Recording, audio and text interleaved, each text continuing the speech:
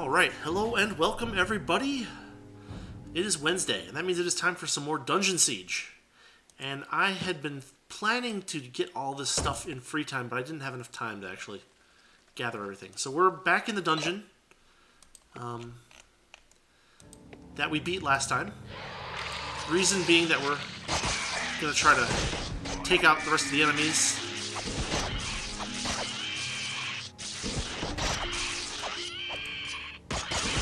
Oop, Allura just gained strength. That's great.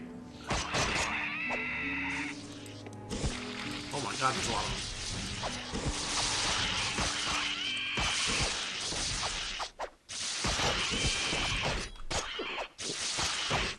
Drink your healing potions, everyone.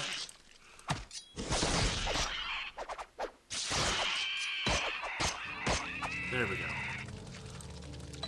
So what I'm trying to do is just kind of gather the little bits of random stuff that we haven't gotten because we were trying to finish up last time. But anyway, we're going to spend just a couple minutes in here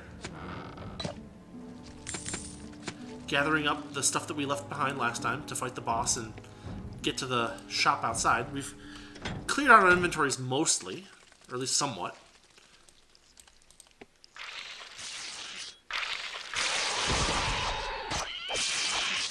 We gotta get to these guys. They just do so much damage with that acid spit.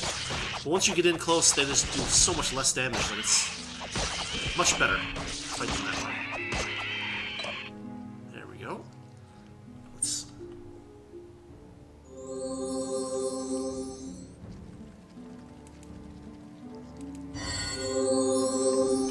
put everybody back on melee. Oh, and grab that stuff.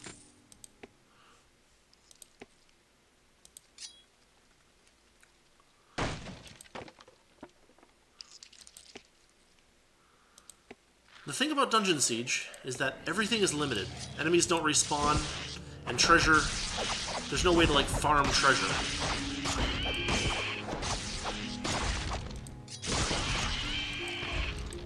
And so we gotta try to milk everything that we can.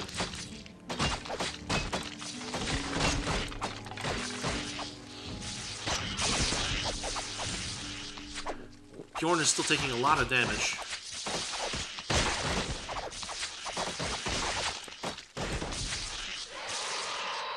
There's just a ton of these guys in here, huh?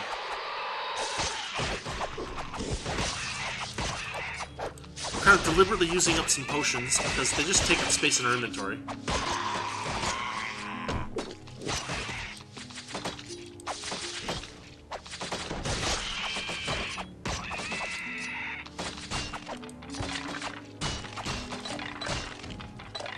And we're doing melee because it's the fastest way to gain strength. And strength means more hit points.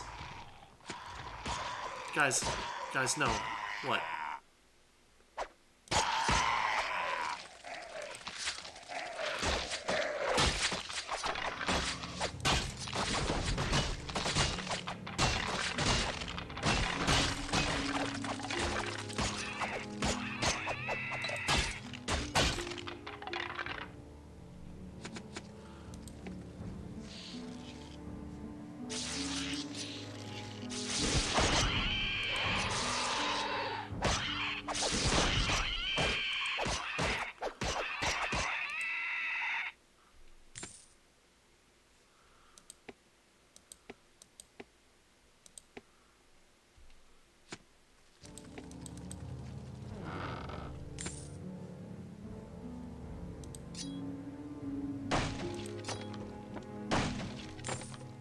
One thing I've noticed is that traps still hit you even if you, like, hit the thing with a ranged weapon or whatever. I don't know how that works.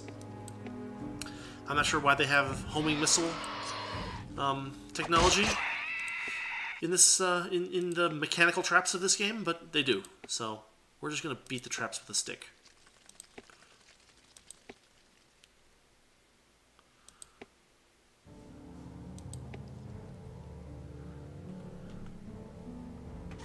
There's our map. We can kind of see that this is a gigantic area.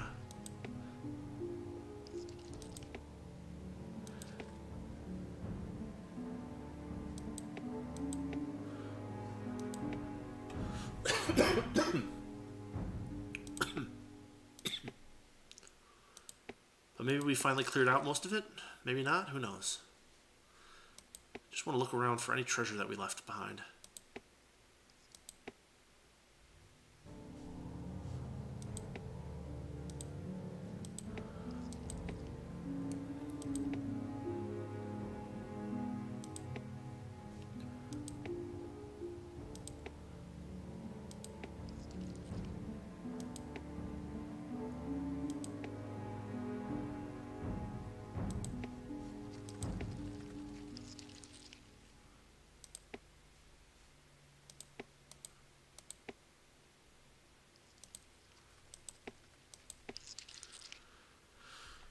There's some minor goodies.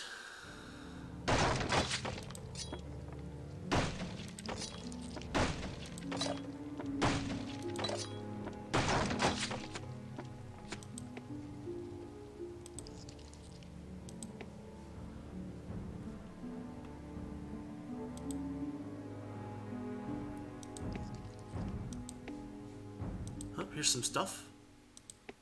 Oh yeah, here's stuff that got left behind, huh?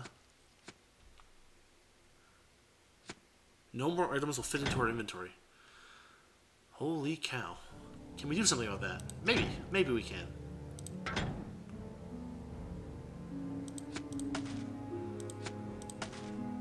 We can throw some extra spells into spell books.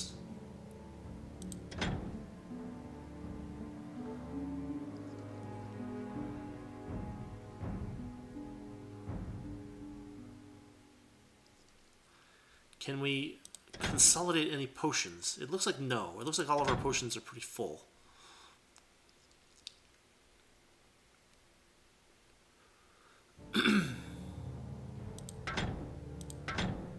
Ah. But one thing that we can do is this.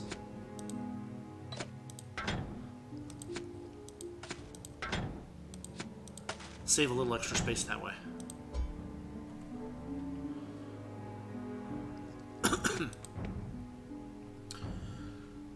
Now that was a big chunk of what we left behind, counting also the stuff that we picked up right near the exit. So maybe we can actually head back up now. And in fact, here's the exit itself.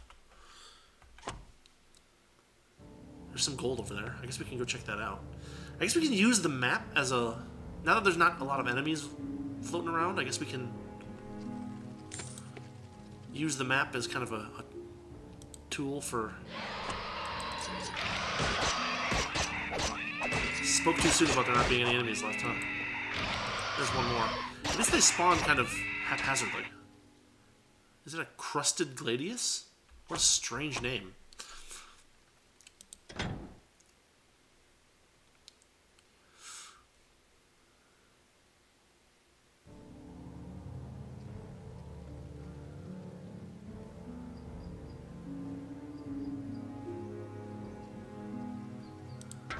What else have we got going on over here? Greetings. Oh, hello. How's it going? It's going well. Sorry for being a bit late. Oh, no problem. Just doing the exploration of this area that we already cleared out and kind of picking up some of the goodies that we left behind. Yep. All helpful for getting more out of that latest vendor. Yeah, that's the plan.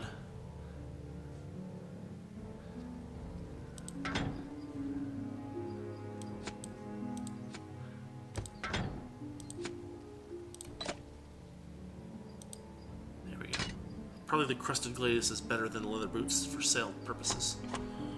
Oh, yeah. Anyway, let's... Oops, wrong thing. Yeah, now we're ready to head back out again. We picked up a few things, and hopefully it's enough. That place is just loaded down with loot. And monsters, too. There was a bunch more spiders and skeletons that we hadn't killed last time. Yeah. Fortunately, we took care of them.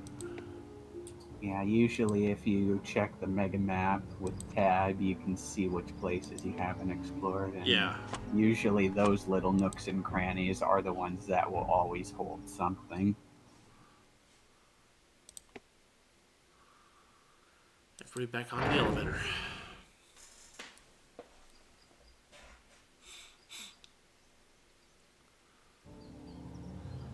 So hopefully we will make it to the next city today.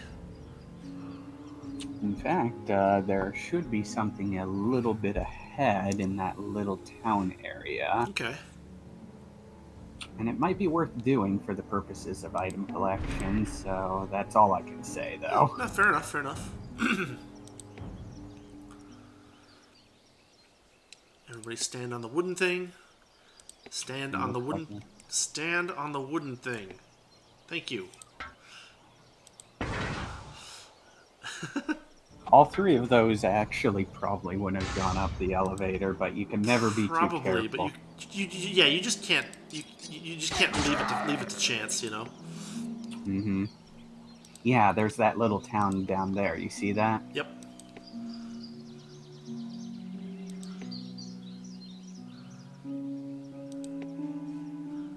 But we'll head to the merchants first.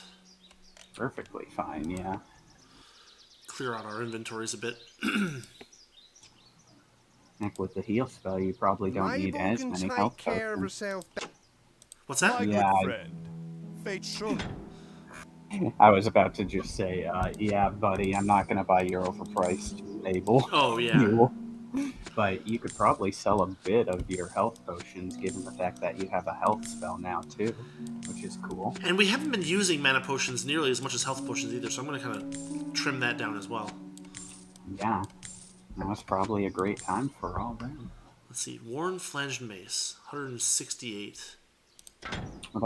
What I tend to do is I tend to have like a specific allocated space, so I'll like take the first 2 rows and load them up with either mana or health potions, depending on what I'm playing with. Yeah. And since I play this game with the health spell every single time I play now, I just keep it to mana because effectively with mana you can kind of see what I'm getting at, but the pattern is pretty congruent that health is congruent to mana if you just rely on the heal spell. So Yeah.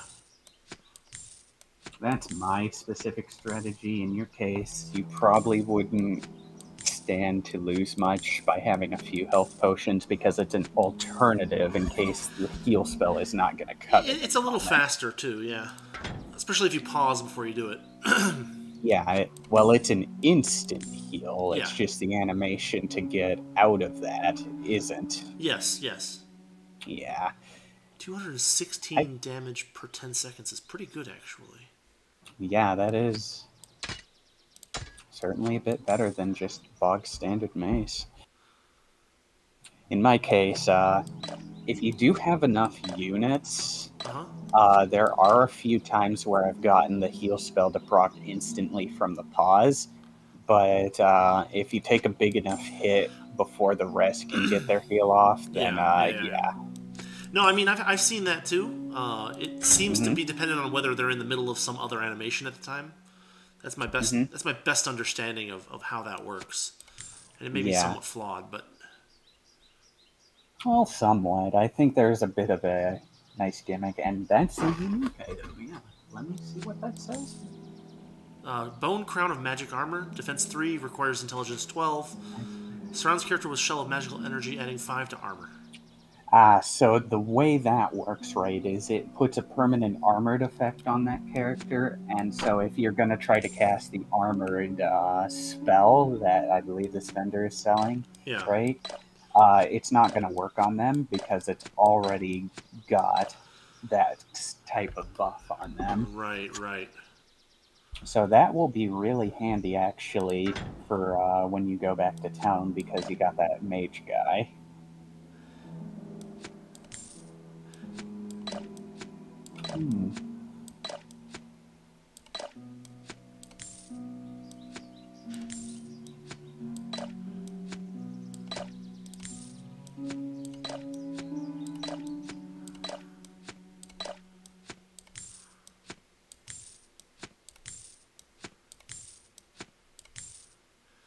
You can control click if you remember. Oh, yeah, you're right. Okay.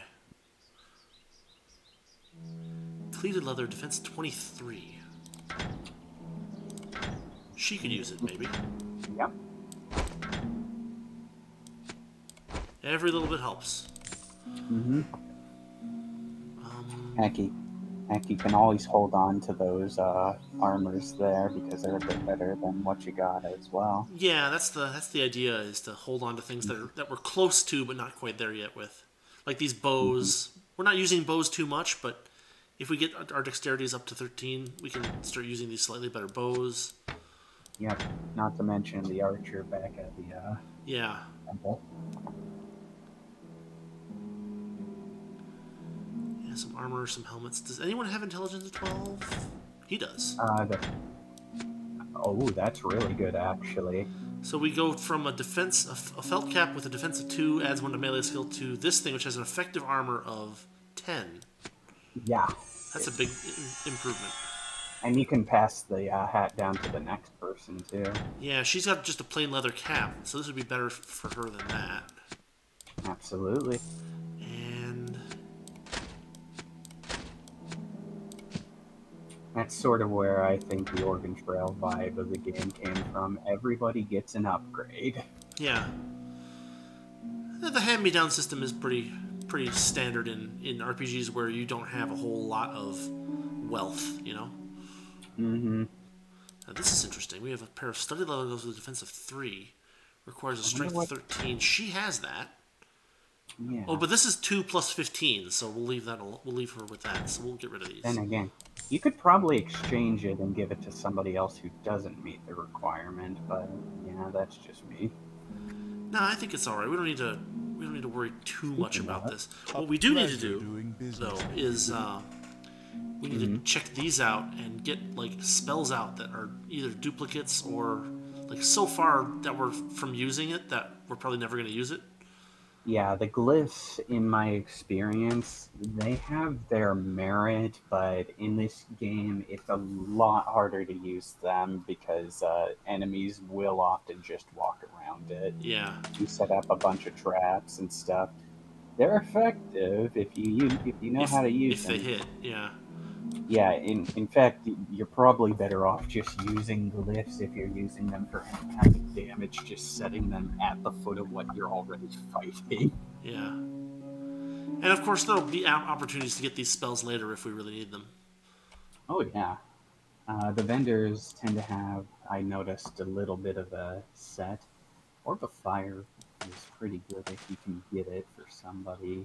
But, yeah, the nature of combat mages. If you're at all curious about the nature of spells in the sequel compared to this game, Ah, how Yeah. man, that guy's awe just catches me off guard every time. Don't know why. Oh, he's selling a red suit. How much armor is that? It's at the top row. The Flimsy Brigandine, 38.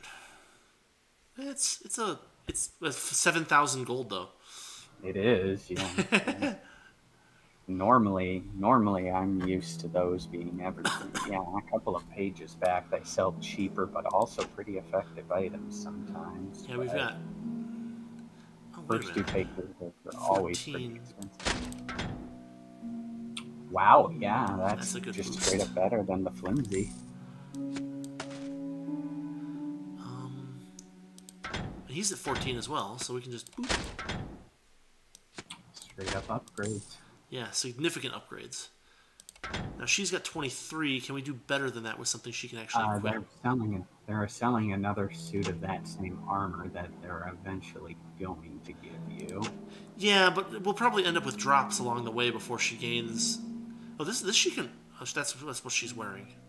23, 23, 23. Yeah. Their strength isn't far away from the strength required to equip that. Yeah, but the buildup is so like slow that I will probably get drops that are that or better by the time she makes it. It's probably the case, yeah. And plus, the buying drop armor is free. Buying armor is pretty expensive, so try to Yeah. minimize that, especially if we're going to try to get some hirelings. Oh yeah, hirelings are always more powerful. 234, Fun. 240, That sword is green. 216. It is a Zarask Snakebite, and it does 240 damage per 10 seconds, requiring strength of 13, which is significantly better than Ortis's axe. And it's pretty cheap. Yeah, it's for not too what it expensive is. either. Yeah, why not? You got a lot more back than you spent to get that. Yeah. Hammer of Deception, 1 health stolen per hit. That sounds nice for somebody. I mean, sort of. The steel effects definitely got better by the sequel to the point where I have a character, right? I'm playing solo and stuff, and I Yeah. have a bit of mana steel. Yeah. Their spell does so much damage that they get back more mana than it takes to cast certain spells. So. I see. Yeah, it is really important, but the meta of that game is all about knowing your enchantments and stuff like that, which will come when it will come, but that is the money sink of the game. Whereas the money sink of this game is just, ooh, look at the new shield. Yeah, well, there's there's a few things going on here, but I'm generally speaking not paying too much attention to things that are redded out for the purposes of purchasing. But she can upgrade a little bit. That's a good upgrade for her. Yeah, that enchanted shield is also pretty cheap, surprisingly. Adds 3 to armor. It's not a huge enchantment. The problem is that there's that blocking issue where these hide shields only have a 10% chance to block, as opposed to the current one, which has a 20%. Oh, that's a 10%er. Oh. The metal buckler, not specifically, but something like these. Yeah. I think the one that you would look at is the wood one. Check that one out. That one has. Yeah, the wood one's a 20% chance to. This one's a 20% chance as well. But, how does it compare to the armor of your It's the same. Oh yeah. Just lower chance to block. Alright. 5, 4, 7. Okay, we're in pretty good shape here. Spells. Now this is where it gets a little interesting. They are selling the summonable rat. Check that out. Well, we we already have one. Where is it? Summon. It's the there it is. Little 153 requires nature magic level 4, but yeah, okay. And you can always buy the heal spell for the party members you're gonna get. In this case, that's probably gonna need the 2 you're probably gonna get here. Yep.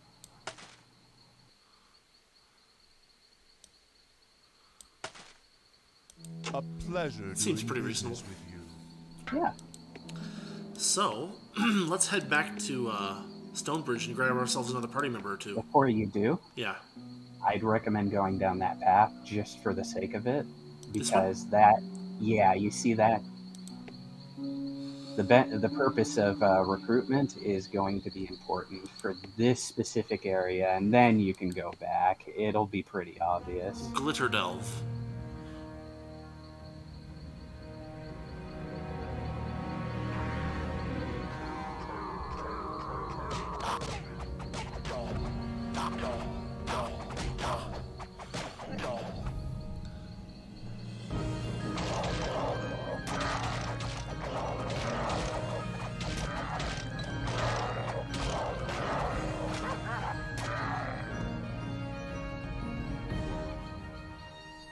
There you go. All right. That person looks interesting. I wonder what they have to say. Yeah. Well, let's check them out. It's Glor. Jeremy. This is a bad business, but we're not the only ones in it. These magic bits the Kroger's stealing are going to some clag named Commander Grish. But there be a blasted goblin behind this, or I'm a mule's father. Me brother Torg will like us no more, but the crew got them hurt down below. I could truly use a hand in getting them free, if you're willing. I like the idea of like the party like listening to this and being like, "Did you get any of that? No, did you? No." Smile and nod. Smile and Yeah. nod. Let's get to it. There's a score of crew who need to relearn who rules the Glitterdelve. I love the idea that the game just decided to get all its dwarven stereotype out in one moment. Yeah. The music and the accent. And he'll never speak again, by the way. This is the last line you'll ever hear from him because allies do not speak again. Oh, that's wonderful. That's hilarious. Like, I think even if you disband them, they just sit there and they don't say anything but a generic join line, if I remember correctly. That's great. So, yeah. Yeah, so... that is updated. Yes, and they do have that unique run animation. As one person put it, it's great. I'd make my entire party dwarves if I could. Because they have that really silly run animation. Yeah. Let's see what we've got here. What's his stats look like? He has a strength of 13. All melee. Yeah. But I'm looking at strength, dexterity, and intelligence to see what he can equip. Yep. Everybody. So he can't equip those gloves yet. Or those boots. Or that stick. Or even that shield. And he needs a new spell book, and he needs by a spell the way. book too, yeah. Yep. We'll get there. There's no rush. Spell books are 5 gold, so... Seems like a real steal, honestly. I mean, the idea is that their value changes depending on what's in it. Sure, so... but the fact that you can take things in and put things in and take things out freely is like, oh well, that's they're just boxes that hold spells and nothing else. Yeah, I mean, I am one of those people, I admit it, where the funny thing about that is I will buy random spell books just so that when I find random spells out in the world, I will throw them in there. Yeah. Just to make more space, so... Well, this game seems to be designed in that way. So, yeah, I totally follow that. Mm-hmm. They're essentially spell bags of holding, so why not? How... Okay, let's get a spell book. You might get another for the other hireling, but it would be funny. We'll just do stuff. We'll just do stuff as it comes up because we don't want to overspend. Yeah. That's what I did in the first episode. I overspent, and it did not go well. Yeah, I remember that, and I'm sitting there like, Yeah, the game is very much something I think you buy as needed. Yeah. Especially since there's just so much droppage going on. Mm-hmm. 23. And there's a lot of... Go ahead. And there are a lot of people that play this game that see items that you find in the store that you're just never going to be able to buy by the time you get to the next town. So it's always generally a question of... do I save up for the next vendor, or do I spend a lot here and not be able to afford anything for the next vendor? Build up is always a big deal in this game, yeah. Yeah. In my case, I don't tend to struggle too much with money, and in fact, I remember after the stream trying to transmute all spell that existed, and yes, it did reduce the amount. Yeah. No, it's just more convenient to do a bunch of items at once than to do them one at a time. It's just a time saver. It is. Yeah. In my case, I never do anything with items unless it's selling them at full value. Yeah, it's just a time. It's a time thing, you know. Like for the purposes of a stream, I would prefer not to have people sit and watch me as I go back and forth between town and dungeon over and over again. So a little bit of transmutation is acceptable, I would say. And again, there are some people out there on YouTube that likes this part of the game, so... No, that's fair, but you know, I mean, they're probably going to play it themselves, so. Yeah. Let's go back to Stonebridge and grab another hireling or two. Yeah. I mean, if you have audiences like that in this case, probably the easiest solution is the most simple one, Occam's razor sort of deal, where you put a timestamp like gameplay begins here. Yeah. But I understand. I mean, the whole point of streams and stuff. Yeah. That would be dipping your toes into the point where you're kind of like doing what you do with Labyrinth of Toho, Right. too, where you kind of timestamp everything. So I understand in that case. Well, the thing about it is that it kind of breaks up the flow, too, so. But we will just make one quick trip to Stonebridge for hirelings, and then we will be good to go to make some progress. Thankfully, that door encourages that. Yeah. It's kind of like the game's proto-fast travel. Yeah. The game is pretty well aware that the hirelings are more than what you have when you first arrive at Stonebridge. Yeah. In my case, yeah.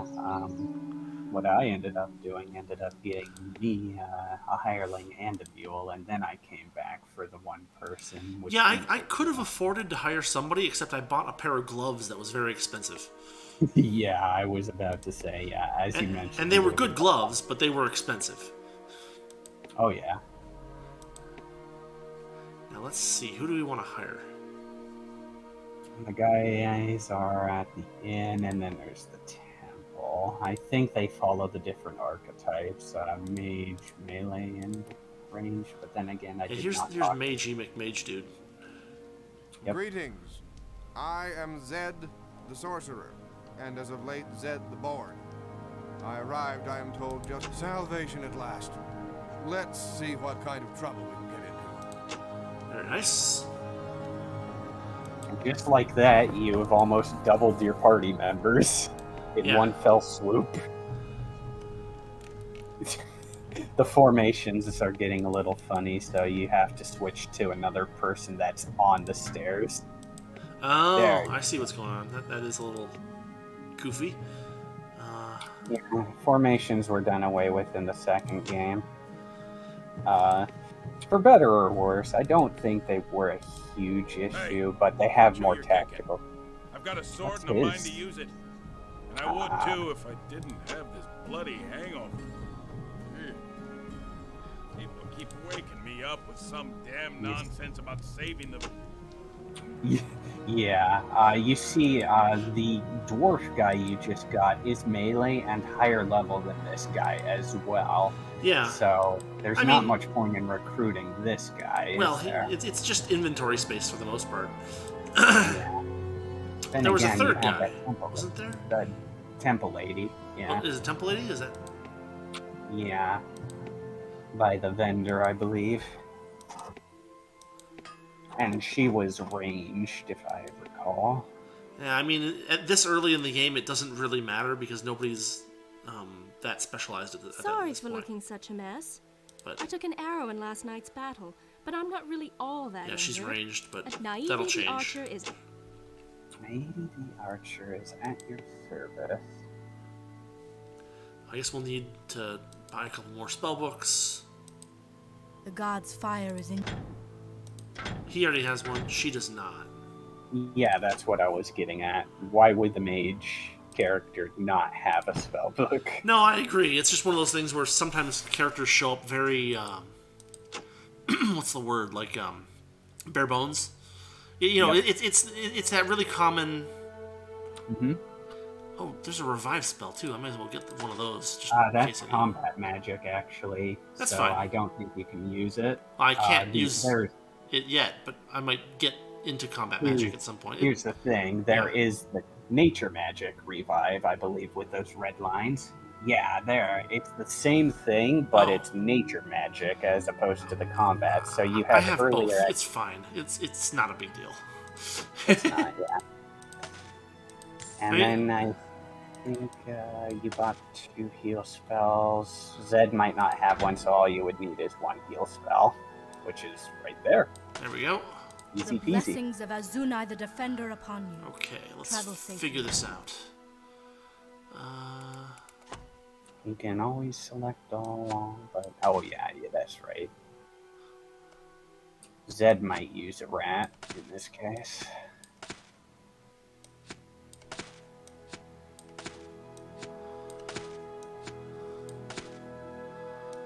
And the fun part about all those healing hand spells is, yes, 6 casts at once is going to heal a lot, even if they aren't proficient in it.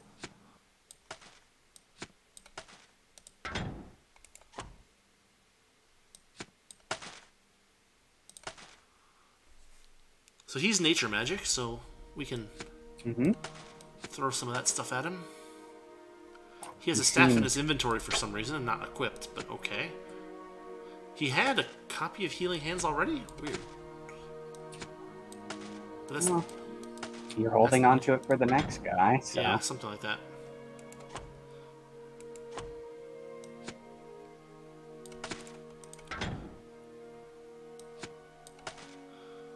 So yeah, they're a nature mage. I do believe there is a very important spell for them, though, later down the line. Yeah. Where you can actually temporarily switch over to combat magic. Yeah. And so that is quite useful. In this case, what I recommend is going back a bit past the blacksmith and getting a pack mule. I'm still torn on getting pack mules. It feels like it's just gonna like be a sink, but I guess maybe I'll try it just for the fun of it. Can we do anything here? He's pretty well equipped based on stuff that we had laying around. That's a two-handed weapon, which we can get rid of. It does give them a chance to block the staff. Yeah, but so would a shield. Yeah. I do believe they stack, actually. Well, except that this is a two-handed weapon, so you can't equip a shield and it, right? Yeah, but the funny thing is, I think the bonuses apply even if they do not have it visible in their equipment, because I've noticed that I've taken a lot less damage just by having a random shield. Oh. So that's completely different in the sequel game, by the way. If it's not visible, it's not giving you the bonus, but in the first game, pretty much any inventory slot is going to make a difference. But of course, you can always respec them since they're early learners, so... Here's your mason shield. You can swing it like the rest of us. Pretty much. Defensive 3. He's wearing burlap. Good for him. Yeah. You can always get him that studded leather. Yeah, that's probably the way to go. And she's wearing leather armor, which is decent, but not great. Another stud leather is probably the way to go. Yep.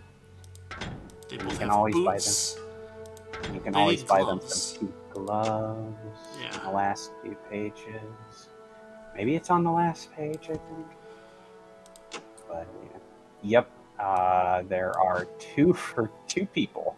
Convenient. Well, it appears to respawn. Oh yeah, that's right. I completely forgot. Basic level gear does respawn in this game. It works like that in the second game, but I think you have to save reset or just go a few in-game cycles until they get a refreshed inventory.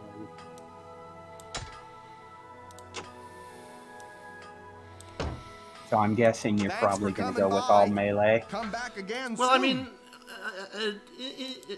I mean, I guess I'm not sure. I'm not super worried about it right now. I'm just.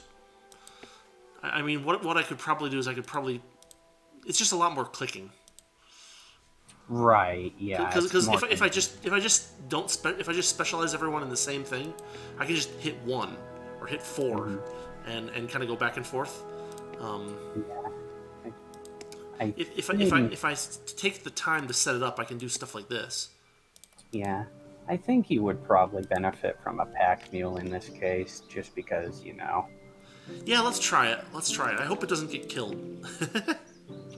I think they, from what I can understand, the pet system of this game, they come with like 100 base armor, so it will be very hard to kill it. And more than that, since they can't drink potions because they're animals, right? Right. Healing hands will completely negate the worry you would have had with a pack mule. Not to mention the fact you already said it last stream, the idea is that you can unselect them from the select all. Yeah, alright. There we go. So yeah, check it out. You can equip everybody with healing hands if you hotkey 4, I believe.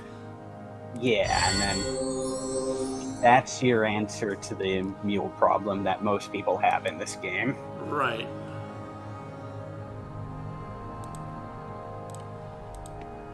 And we'll see what happens. Mm-hmm.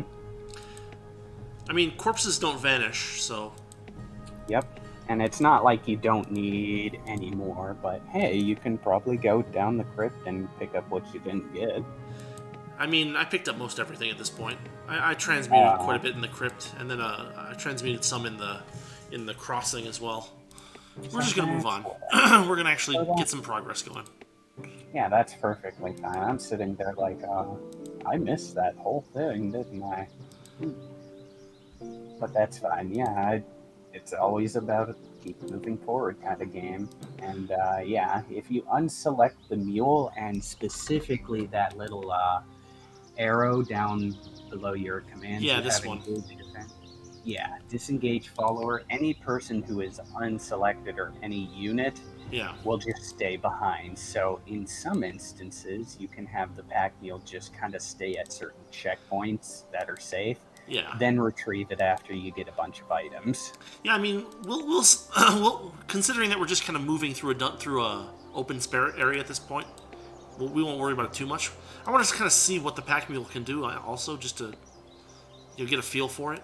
Because if it goes down in like 3 hits, then maybe I'll reconsider. But if it can hold its own kind of in these open areas, then maybe that's all right. It tends to as well, and you know what I can actually do is I can. Isn't there like a runaway? Yeah, you get off hold ground, and they'll automatically run away. So if you have them hold ground, they will move away from combat, because pack mules are timid creatures. They don't like getting in fights. The pack mule system, it kind of works in your favor in this case, so that they're not going to just stand around and take hits without doing nothing. They'll run away, and if they get cornered, I think they'll attack. Yeah.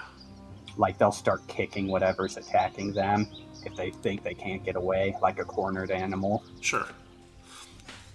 And you had that spell that, like, makes them even better at that? Or... Yeah, so that's a little later. That's going to be in the next town after the mines, I believe. It's called Animal Rage. Yes. It gives them more armor and makes them aggressive in combat. So it turns a pack mule from this docile run away type entity to something that actually do some damage. And because it is a flat % increase in everything, and the game doesn't stop you from stacking buffs, you can just get the mightiest mule that can sometimes outperform your current units. It's kind of crazy. This game is the first of its kind at a time, and it can show at times. Sure. Also, yeah, be careful of those red barrels. I don't care how strong you are. If you get into a fight with an exploding barrel, you are going to lose. Yeah. So yeah, that's what ranged characters are useful for.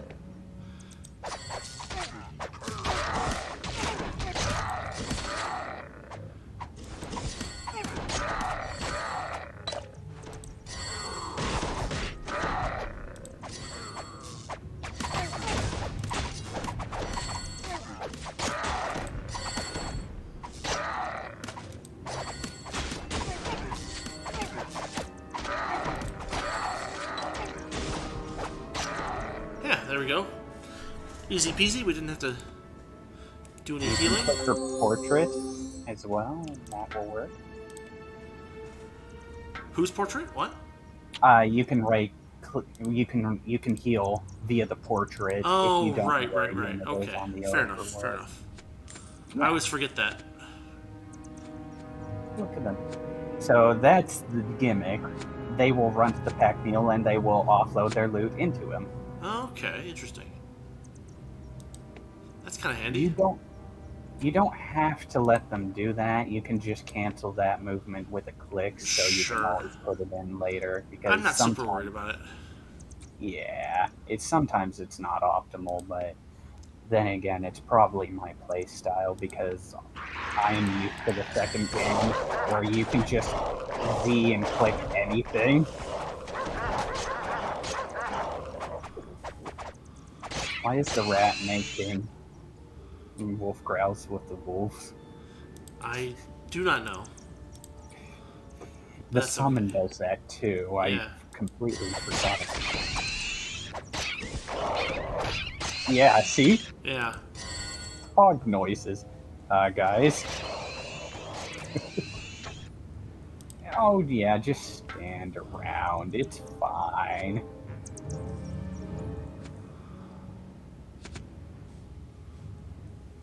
So you notice that the mule is kind of sitting back and hanging behind the whole crew. So this is working out just fine, I'd say.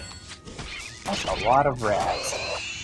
It sure is. And oh, they're hurting. That's an unconscious unit. You may wish to healing hands, yeah.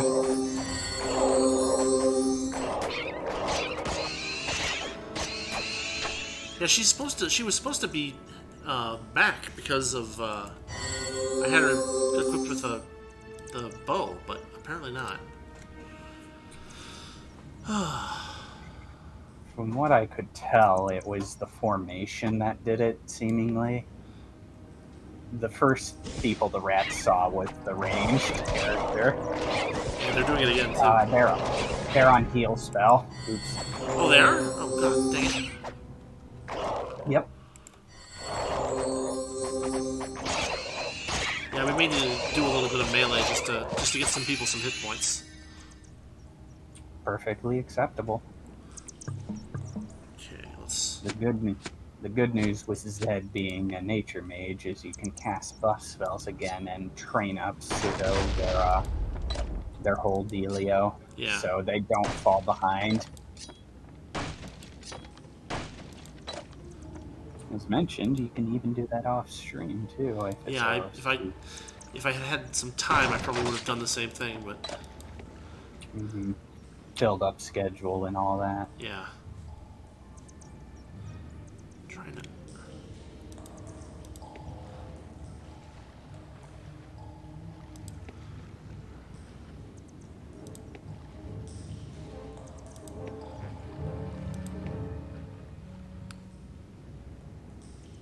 Yeah, it would be nice if the formation system was a little bit more responsive and let me put, like, some... Because, like, she's way down at the bottom of the thing, so she should be at the quote-unquote back of the formation. If you want that, then you want to change it from the white formation where they just form a line to that, yeah. Because now they're in the back, see? Yeah, okay, that makes sense. But there's an issue, too, that happens with, like, it's who you click first that gets the circle around them, and then everybody else gets a triangle. And there's something fishy there, too. Yeah. That's basically the leader system, yeah. Right. It doesn't change the formation depending on who is the leader. Who the leader is basically who the camera's trained on. Okay, is that... Alright. That's not so bad, then. Mm-hmm. More rats. Let's try this one more time.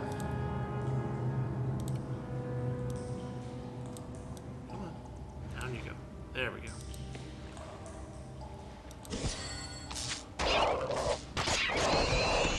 That's a boss rat. Yep.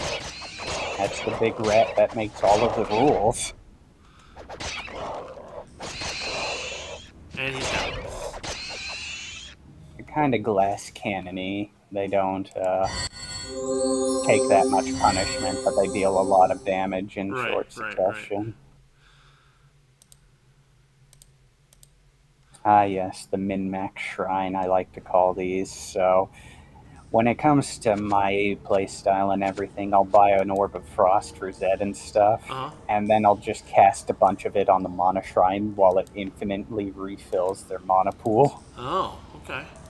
Interesting. It's not forever. They do run out. There is a limit to how much they can do it, and I do believe you'll just run out the pool if they are, but they are also seemingly level dependent. Like, the shrines give back what would be considered a normal amount of mana for that level. Yeah. So if you come back here way later when you have a lot more mana, it won't give you back as much because it's scaled to what the game devs think you would have at this level. Okay. So yeah, if you're getting an Orb of Frost duration of like 16,000. Yeah. Yeah, not what I'd recommend for your first playthrough. I'm just, as I once said, I'm crazy. Well, what I probably should do is do a charge fist on a couple of people. Yeah. And that way you give them a boost to their damage output. Yeah, I can just kind of stack that. It's for melee damage, so if I'm going to use some characters with melee, I don't need to give it to everybody either. Mm-hmm. But we can just basically go through all of his mana, and that'll maybe give him a little nature magic, maybe not? I don't know. It is, actually. I don't know if you saw the green blips. I must have missed them, but that's fine.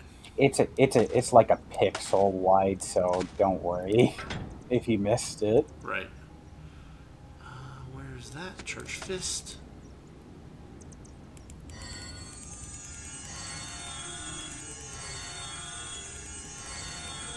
All you have to do is... Yep, nice. There's the green.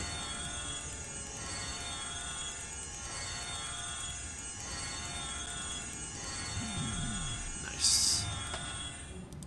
These are fire and forget kind of buffs too, so you just stack the duration. Oh, he can't use it yet. He has to use Healing Hands enough times to get one level. Right. That's alright.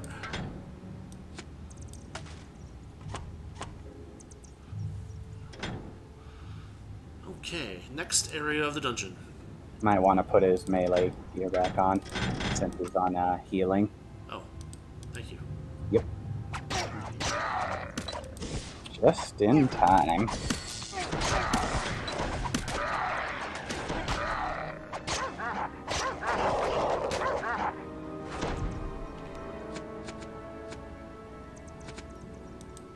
Krug dog. Krog.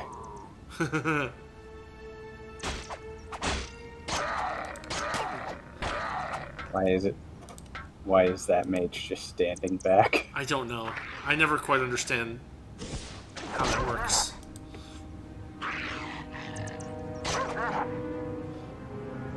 Throw some spells at him, for God's sake. Come on! Ooh, we got a big guy.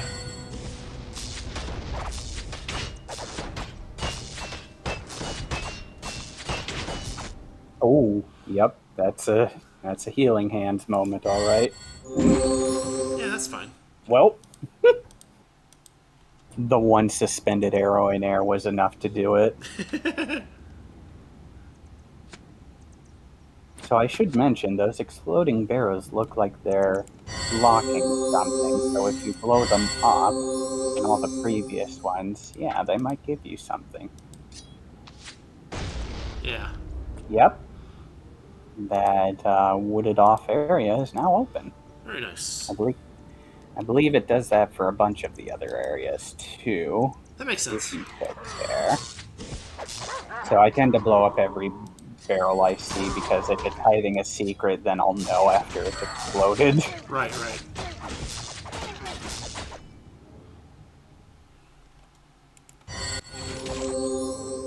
He's taking a lot of damage for someone who's supposedly a melee character. I think it's because all the units saw him first, and now he's drawn the aggro of every enemy. Yeah, that's a little ridiculous.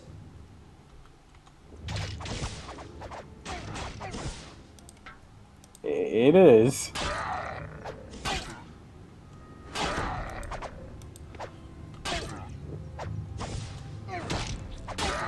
There we go.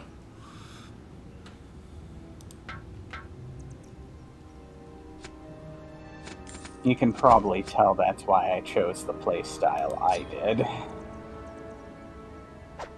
What in the world? Oh, yeah, what are you swinging at, buddy? What did he do that for? That was bizarre. I think his nav meshing had a bit of a stroke. Yeah. Just a bit.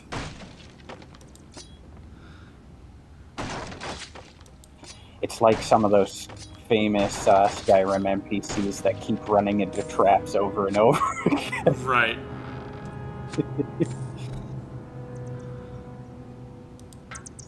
How are we looking on inventories? Speaking of, you can probably offload some of the stuff you're saving into the mule. Yeah, that's a good point.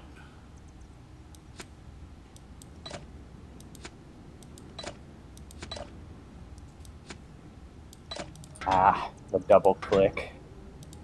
Yeah, sometimes it picks up a little funny. Yeah, I've had some issues as well. I think I was mentioned last stream of all times as well, where it was like sometimes the cursor just resets to a weird spot. Yeah, it seems to be a game bug rather than a computer thing, which is what I thought it was initially.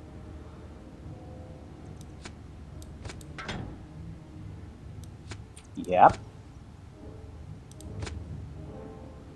So that's the point of pack mules. It offloads your stuff, and you tend to not need more than one. But I swear I don't have OCD, but I picked up 2. Yeah. Did I need them? No. But I used one mule to hold on to items that I would eventually level up enough to use. Right. And no, one that was just straight up that for makes use some sense, for... I think. Yeah. Plus, it's like they're 350 in that first town compared to 950 by Mabel's standard. Right. I just figured for the cost to value ratio, I'd be getting more money's worth picking up 2, and that's fair enough. I mean, with the units you get, you can pretty much have a full party if you buy the two mules. Right. And then by the time you get to another town where you have another unit you want to use, you can just disband the old mule, leave it in the town thereafter, and pick it up whenever you want it again. Right. If you ever want it again, which I haven't. Because people still have inventory space, and that tends to be enough. Yeah, yeah.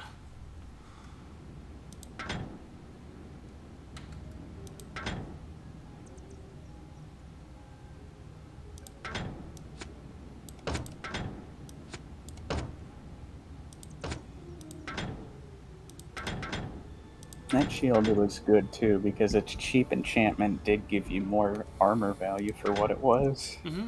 Even if it... Yeah, so even if it's like hide and doesn't block very much, the armor value tends to make up for that, in my opinion. Oh, for a dull blade, that's a lot of damage. 234.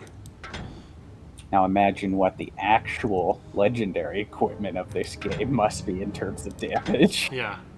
Because we're only in the beginning of the game. I wonder if you can use that. 14, whatever, strength 13.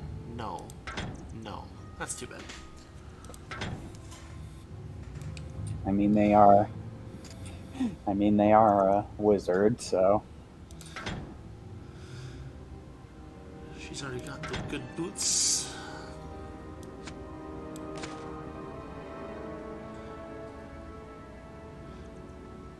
Oh, traveling wizard, might you cast us a spell? I cast Fist! 130.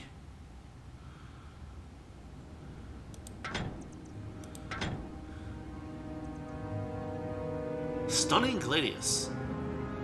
Ooh, that's pretty good. Oh, that's actually really good, because the stun is actually like a stony petrify. Yeah. And can keep things like, ironically, the stone golem in place for a few seconds. And it's to the point where, in my current playthrough, I just have everybody wielding stun gear so that the enemies can't do anything.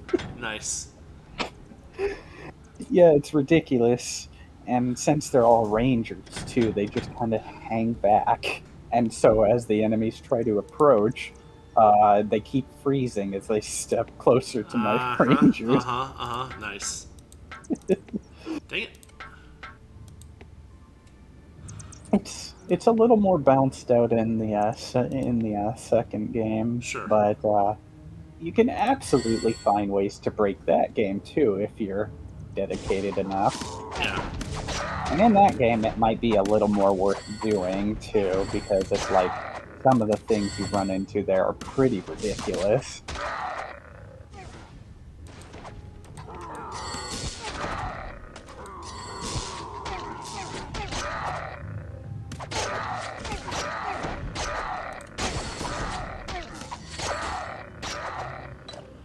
There we go. Collect all that stuff. This isn't a thing you can see yet, but in the second game they have numeral numbers fly overhead when you deal damage to things. Okay. I think in this game the exploding barrels, right? If they explode and you're in their radius, right, it just deals something crazy like 14,000 damage or something ridiculous.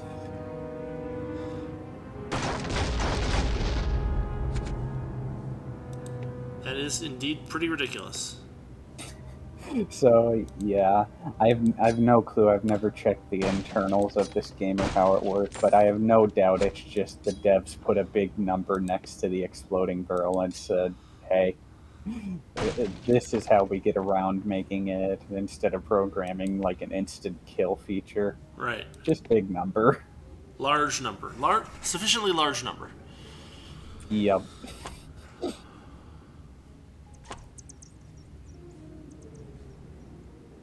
I guess we should shoot that. I mean, yeah. What secrets might you hold? Let's see, it's another passageway. The last one had this kind of chest in it, so... This one looks like there's nothing in here. That's alright.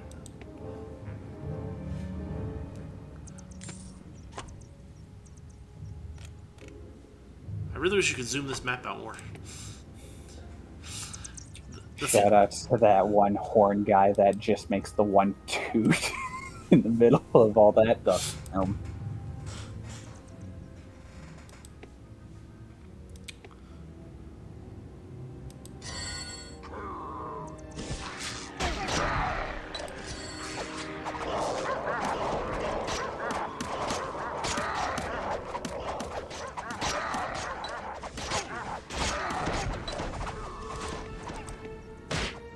It's nice when the automation works. Yeah. Yeah, get him!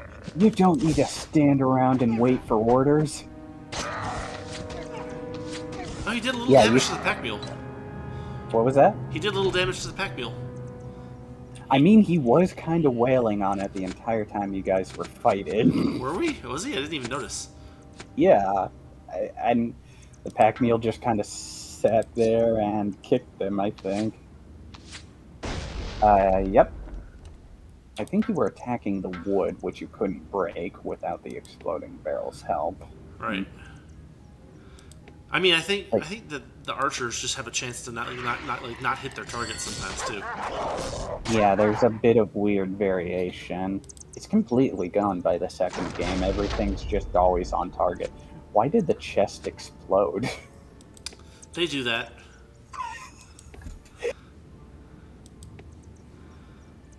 It's the very unsatisfying Diablo system of a scorpion.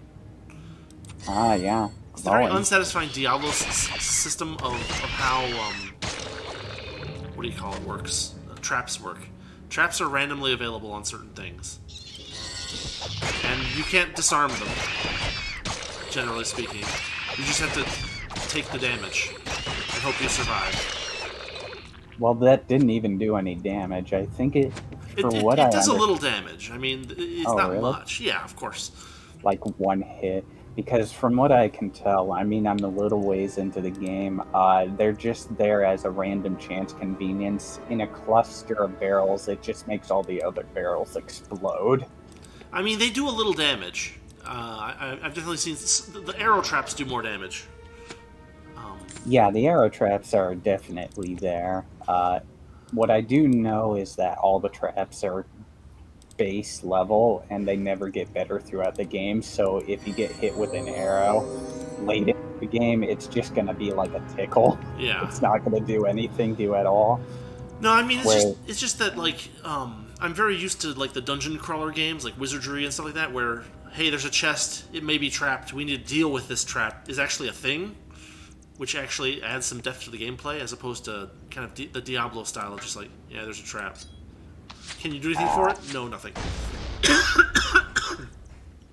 Excuse you. Thank you.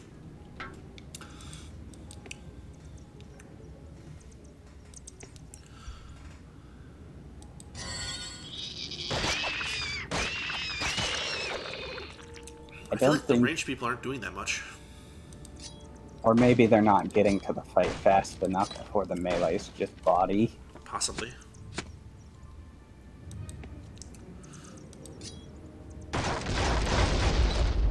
Yeah, I like that. See? Yeah. I mean, it does that in Diablo as well. Yeah. Maybe why they got rid of it in the second game, because, yeah. Oh, it still does it in the second game. No, I mean the second Dungeon Siege. Oh, okay. Traps are kind of gone and done away with. Yeah, they don't mean much if they aren't... if they're not some kind of a trade-off for you to think about, you know? Yeah, exactly. Not to mention the fact that there is only one caveat. Ooh, yeah, don't stand too close. Yeah, let's back off from that a little bit. Then we'll have her do her usual thing. And we will proceed onward.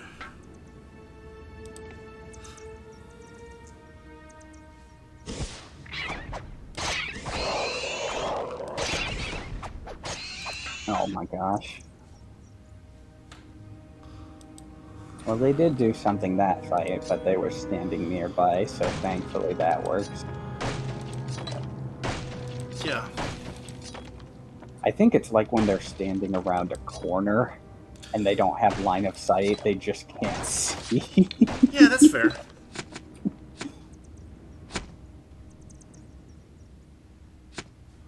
Most of the spaces of this game are pretty open, so it's been a little while since I've seen anything like that, but yeah. Yeah.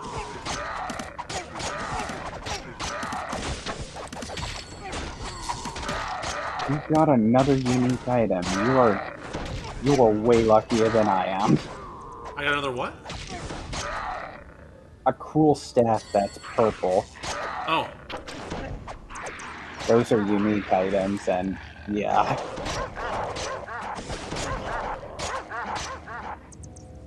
I'm just sitting over here being like, man, I didn't get anything when I came in here. No unique items at all. I'm never lucky. That cruel staff will probably be useful for Zed. Yeah. Who has it? I think the mule had it packed in. There it is. What does it do? Requires intelligence of 13, which, you know, he's on his way there. Two-handed weapon, 10% chance to block. Increases melee damage versus undead by 3 points. That's not bad. This is it. It's absolutely useless for a mage who's using spells instead of melee, though. This is the funniest enchant in the game. Yeah. I know it's all random, but man, that is useless on a mage. But I think melee characters can use it, but they have to get enough intelligence to be able to use it. And by then, yeah, you might be able to guess there are better melee weapons than the staff. No, that's fair. It'd be nice if there was like a way to have the character like react to being attacked in melee by switching from casting to melee. If there was some advantage to that, which there might not be. Or in this case, probably something more akin to whipping out the staff the staves when the undeads appear. Yeah. Well, that's just more automation. It makes the game play itself more, so maybe we don't want that. Yeah. I mean, they're not gonna be able to do that, spoiler alert, so that will never be automated. Right. It's not like mega smart AI or anything. From what I understand from people who have played certain types of open world style games that could fall under this, when you play like harder difficulties in something like The Witcher or something, you tend to want to bring certain types of weapons for certain types, like a silver weapon for the undead and stuff like that. And I always find that a neat little system. Well, the Witcher system is nice for that. Like, yeah, you carry 2 swords around, or so at least in The Witcher 3, you carry 2 swords around, and one is for regular things and one is for creatures, basically. Which is a neat system. From what I can tell, if you're playing a lower difficulty, you can just bring one weapon and it's not a problem. Surprise! Hi, big guy! Ooh! Ooh, somebody's...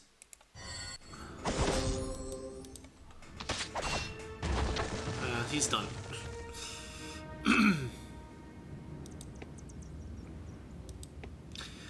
I think I played Witcher 3 on like the medium hard difficulty. Yeah. So you did carry around 2 swords. Yeah. I've not played it beyond a certain point at all because I have an inclination to wanna, for some reason, try the older Witcher games a little bit first because I got them like free because they were given away on like GOG or something a while back ago. Yeah. So I figured I'd familiarize myself with the system, so I'm not too familiar with how it works there, but yeah. In this case, Bye, Pack Mule. I mean, keeps them safe. Yeah, it does.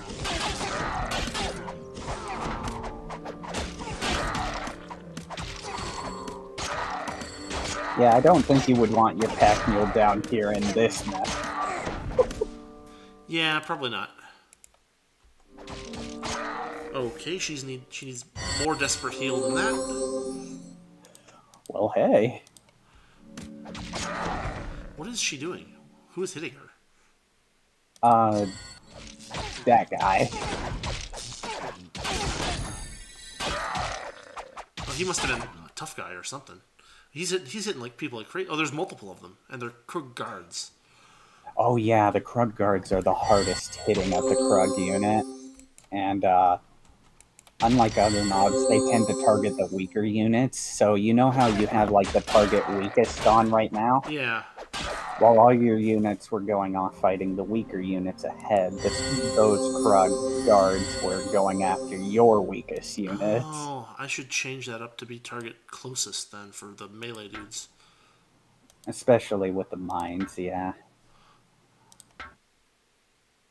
I forgot you could individually target certain tactics because I suppose that's what that visual indicator is, that some units have different tactics and stuff. Yeah. But in my case, I kind of conform. I should probably spec into that because I think that's really neat, and it's something from the first game that I think is better than what the second game system is. Sure. Because the second game kind of, well, it melds all the tactics into one thing. You're either attacking all things as one unit or spreading the damage out. In certain modes, I think they're called, yeah. One of which was an important command called wait that just wasn't given in credence. That guy's reviving that dude. Oh, he did, yeah.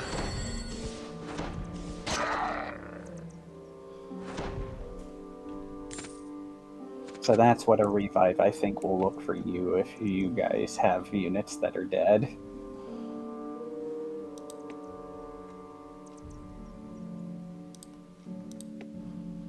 But they tend to revive with very little health, so... Yeah. It die really quick. Okay, he is just sitting there. That's good.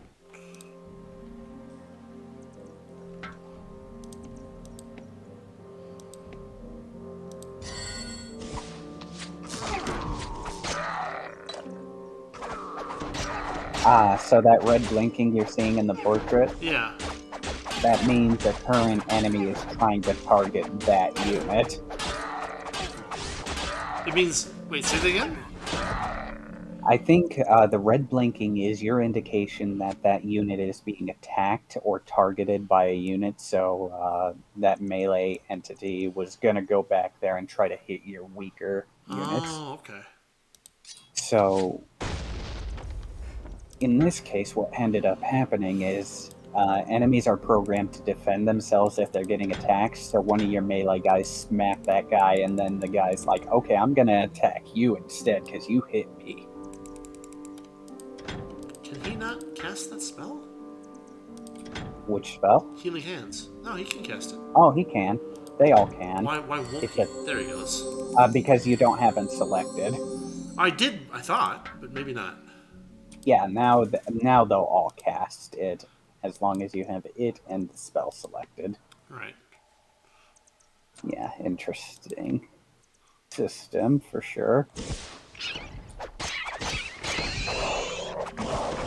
The automation is in a place that makes sense for the second game, where they will auto-cast, you know, organically, rather than having it selected, because the second game has a really cool system called auto-cast spells or slots, right? Yeah.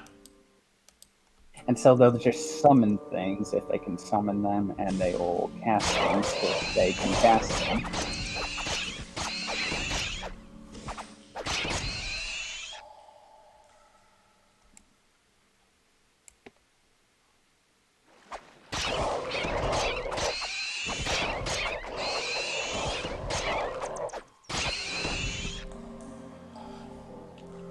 Rat attack. Quite a few of them, actually, yeah. But we took them. So that grayed out thing is kind of important for the, what I like to call the importance of pack mules. Yeah. The idea is that you leave them behind and out of follower mode, and once they get into that gray-scaled area, they are safe from all forms of harm, and then you can go back and use them for their intended purpose. Speaking of, you could probably go get them right now.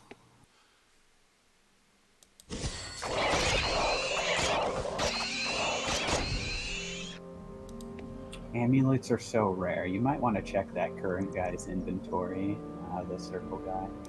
So, amulet, what is that? Amulet of the Badger, 12 health. Yeah, so amulets and ring slots, as you can see them down there, are hugely beneficial in this game because they're free. Yeah. They are free, and they just give you a benefit regardless of level. There is a level requirement on them in the next game, which is a way to kind of balance them out. But yeah, ooh.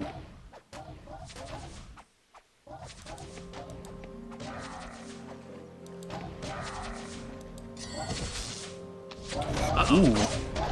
Ow. Retreat. Everybody heal at once. And retreat. It doesn't look like... Oh no, it's shooting things at you. Yeah, I see that. Oh, he's done.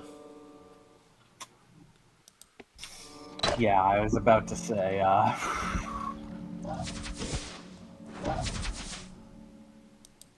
it doesn't seem to be able to kill you if you bum rush it with everybody, so... Maybe. We'll see. Ah, yeah, see, its projectiles is targeting just one guy. But now it's spread between multiple people. Okay. Ooh. Yeah, man. Well, that's why we bought a bunch of Resurrect Scrolls, so... These are spells, so they are reusable. Or, yeah, so I'd say. Now you can get all your stuff back. Yep. And fortunately, he seems to re-equip it. As smart as he can, yeah. Yeah, smart as he... 128 versus 138. Wait, hold on a second. The shield is... Do two-handed weapons just not work? Is that what you were trying to explain to me before and I didn't get? Yeah, so the funny thing is, yeah, the shield will give you the benefits because you have it equipped, and the two-handed weapon is still there. That's freaking bizarre. Okay, though.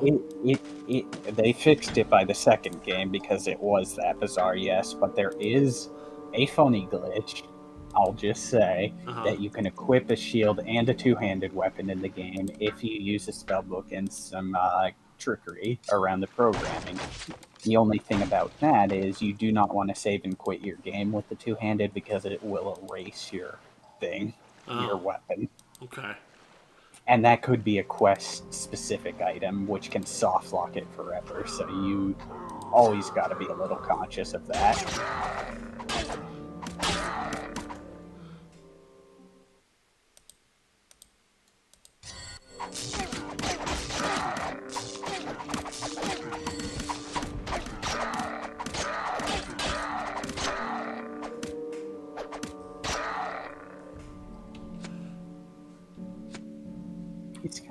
It's kind of nice, actually. You're playing the game the way I first played it, actually, where I had all melee and just one of each other unit to fill their role and niche.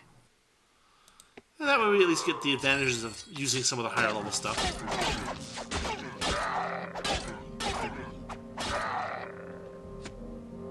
That way you have a hand-me-down system and just a selection of one of each type of class that can wield what they want.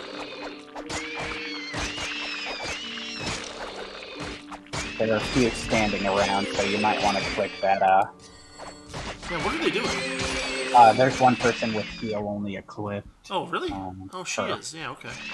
But she was healing that guy automatically. Yeah, that is how that works, so that's nice. Yeah. So at least it wasn't nothing there. I thought I had clicked her over to the right weapon, but I guess not. Well, hey, at least they did something while they had that equipped. That was nice. Yeah. But yeah, it's kind of cool that you switch them over from what they were using, melee, to magic, because they have a higher base mana than a lot of these other units you've been picking up. Yeah, I mean, so far mana hasn't been, like, too much of a limitation on things.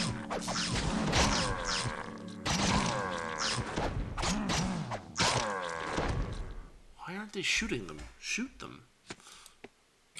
I think it's because the spells are slow. And that's kind of the point I mentioned with the video series. Why are you guys not... Okay. Okay, they are. They're just positioning back there. There we go.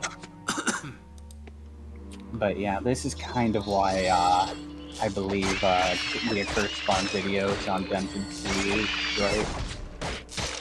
Mention screw magic, go with melee or range, because the slowness of spells.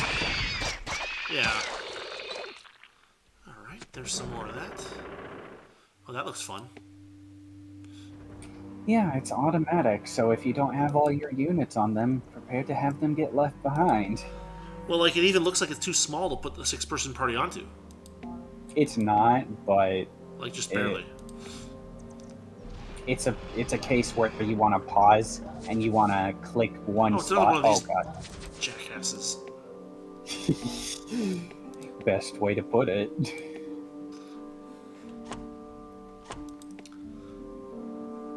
At least we know they're hostile to everything, including the Krog. So maybe he'll kill some guys for you while he's over there. Maybe. It didn't look like there were any guys left over there, but, you know, whatever. I'm a little curious as to what this leads to over here. Yeah. Another stone dude, probably? No. What in the world? So you see it's the same size as that platform, yeah? Yeah. I think the square one you had was fine for that. Will we fit? Yeah. You gotta kind of finagle it with that. And you gotta look at where the circles are. Like, that might work. Perfect. Yep, that's the idea of what you can do. I believe that's click and hold, right? Oh, there's our pack mule. Okay, so this was just the other path downward for that. Mm-hmm. I didn't realize that. It's a good thing you went back for him, though.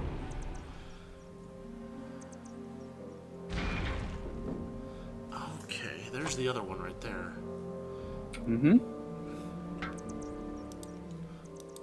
In your case, you made a circle the other way, which is why you thought it was a unique or distinct kind of thing. Yeah, somehow I managed to... It's one big area you got to explore, so I don't blame you for feeling that. It kind of felt that way too, and I'm like, wait a minute, I see the other elevator. Yeah, that just goes back up to where your mule is. Huh. I do like that about this. If the game's going to be linear, have a lot of alternative paths, right? Yeah. Breaks up the tedium of the game and makes sure the linearity does not drag on and you have a lot of interesting wrong directions to go. Yeah, I mean, it's like, I mean, in general, games are linear on some scale. It's just a question of what scale. And having enough variation in that scale so that you can... I mean, like Deus Ex is technically linear. It has a level system where you go from here to there to here to there to here to there. But, like, the number of... Your mule didn't follow. Oops. I know. I just wanted him... I just wanted him to be on the same floor as us. Yeah, go ahead. No, it's just like there's so many different paths to... Oh, there's that again. We're not gonna... He's gonna shoot at us or something. But, like, there's enough different paths in Deus Ex to get from point A to point B that it feels non-linear, even though on the larger scale it is linear. Mm-hmm. Yeah, there are specific checks and balances and everything like that. Right. But it feels open world because there's a lot of options. Yep. Games are kind of illusionary like that. Well, it's like I'm playing Dragon Quest III, and that game is technically open world, but if Oop. No, one person's gonna get left behind you. Oh, there we go. You made it. That's what the pause is best used for, by the way. Yeah, that's a good point, actually.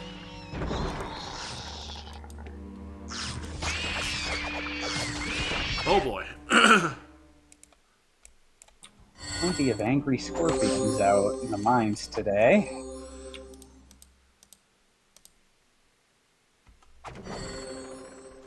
Oh, there goes a scorpion. Speaking of. That's handy.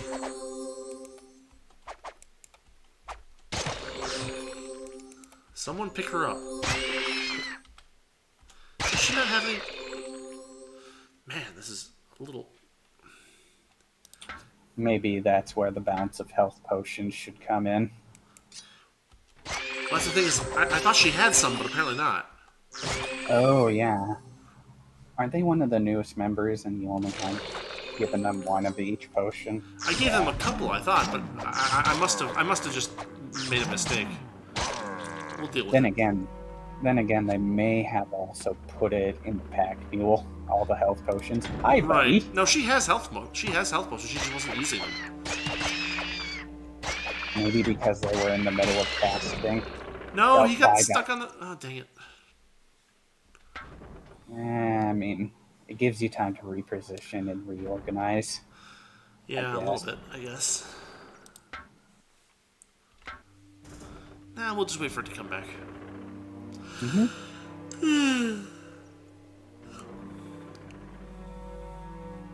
Go. Yep. Oh, okay, man. they're on heal spells, yep.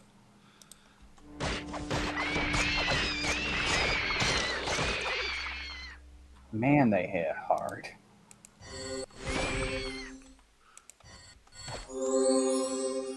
Oh, level up. Yep, in nature magic, which is nice.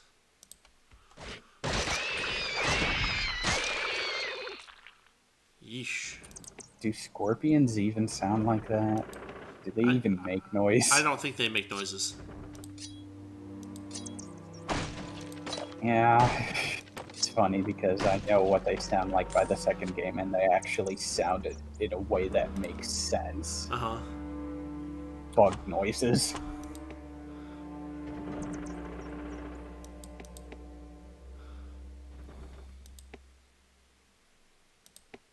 There's your next El Hickney Bayor with that fun guy down there. Yeah, we gotta send in the melee people first and then send in the ranged people like a second later so that he aggroes on someone with some hit points. Pause when they get there. Yeah, that's a good idea. Like that. Perfect, and now you've made sure everybody's on there. Hopefully. Yeah. Thankfully, the elevator hitboxes are forgiving. They can almost be standing off it, and they will get caught in it. But it also works in the opposite, as you saw the elevator caught the other guys.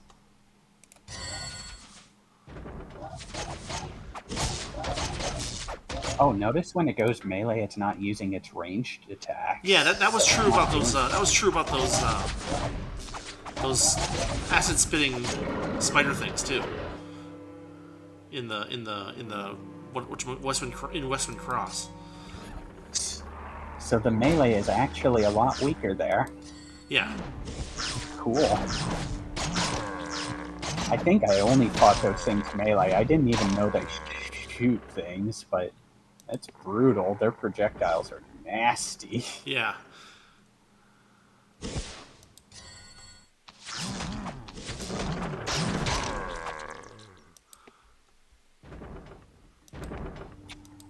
Just sounds like a guy who's given up. Pretty much. You alright, dude? You want to talk about it? Like, I get it, man. You have tasers for hands. It's not very useful, I imagine.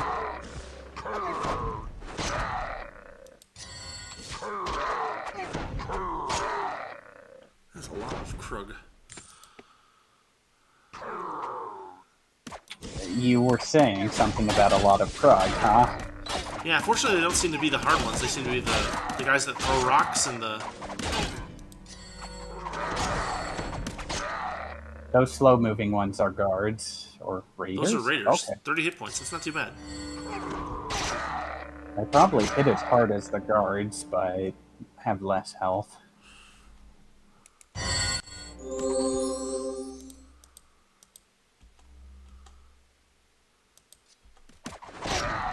What would be nice is if there was like a... Like if you could hit like Control A or Control B or Control C to like have like setups for the things. Like I could hit A and have this setup be set up, and then I could hit B and have everybody go to heal. Or something like that. Yeah, it would be nice. If you're gonna have automation, might as well make it as convenient as possible. I understand. Well, it's like a change tactics button. Yeah. Something you're gonna be pretty pleasantly surprised with the second game, I think.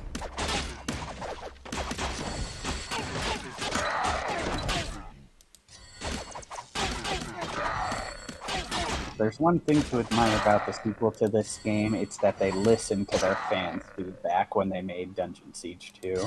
Yeah, nice. Which is a very admirable thing, all things considered, even if some of the feedback I think was a bit misplaced, because some automation is fine. Yeah. Ooh, a button. We'll hit that in a minute.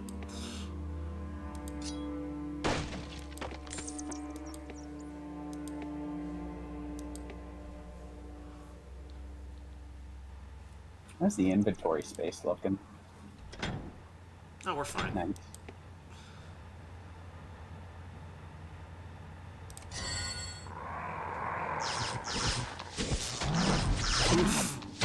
They hurt, yep. Well, they hurt the guy that has no health points. Probably a stray shot then, yeah. Yeah.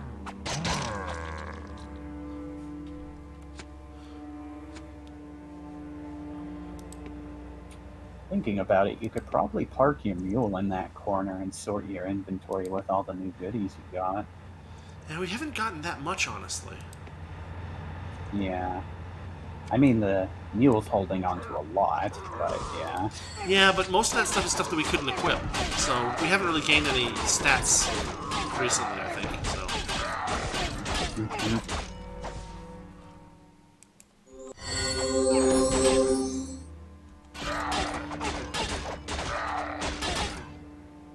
Guys. Yep. Now you can re-equip your major. Everybody's bullying with melee today. Yeah, give him a little practice here and there. Mm-hmm.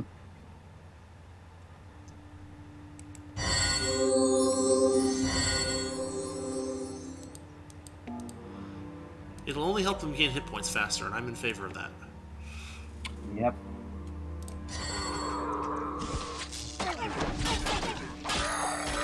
Oh, they're going for your back, guys. I see it. Yeah, they have the specific tactic. There's no way around it. No, that's all right. Well, I mean, hypothetically, the weaker people could be technically out of range. It all depends on how they calculate that, but whatever, it's fine. Mm-hmm.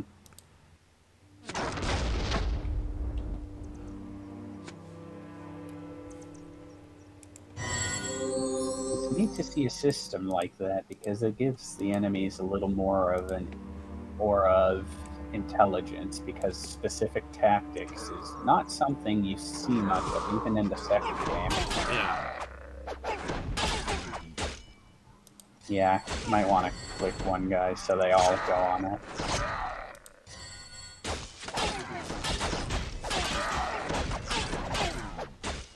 The zap guys are not fun.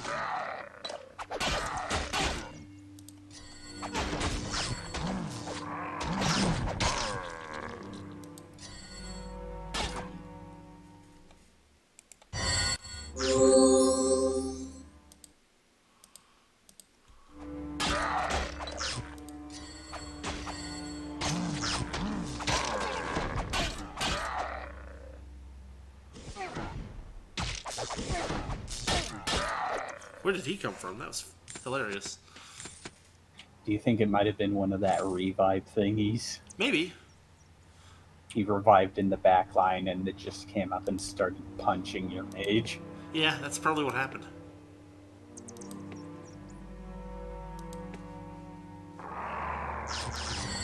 For goodness sakes, guys.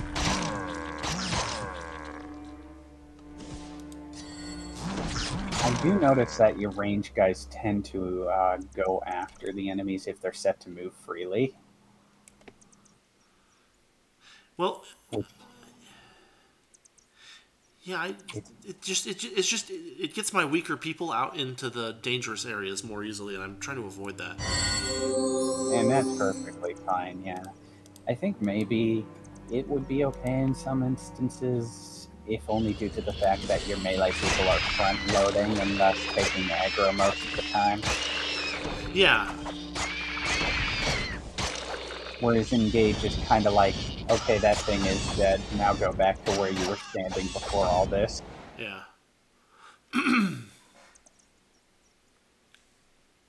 Oh, is that how it works? Okay, interesting. Yeah.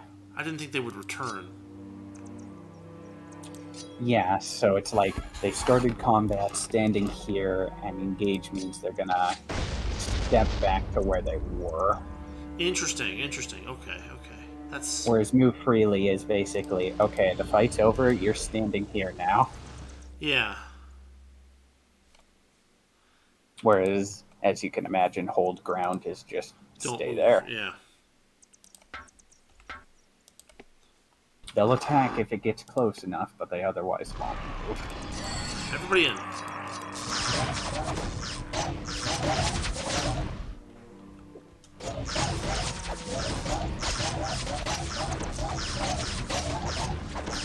It's down. Worm is down.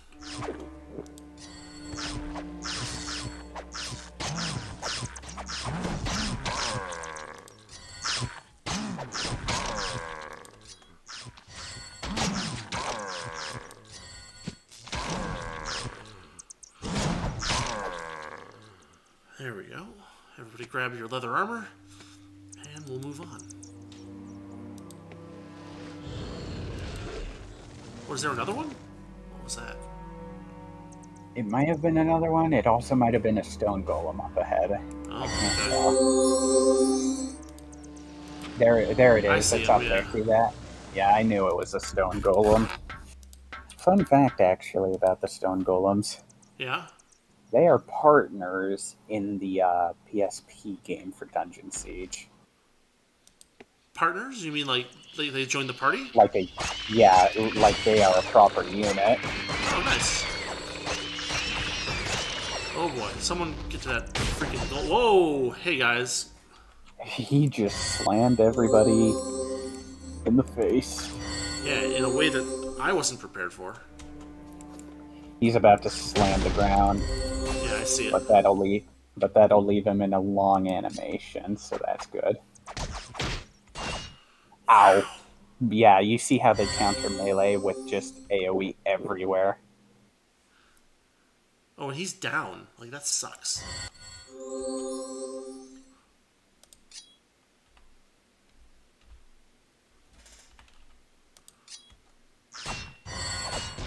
That's okay, he's almost dead. Jeez.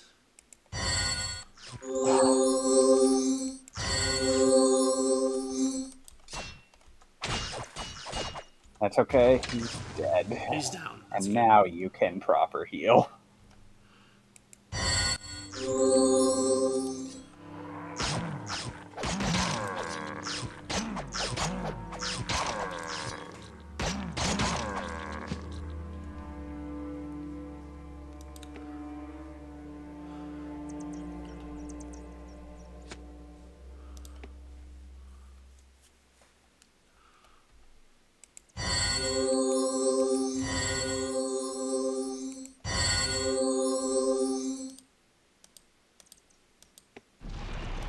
We got our friend.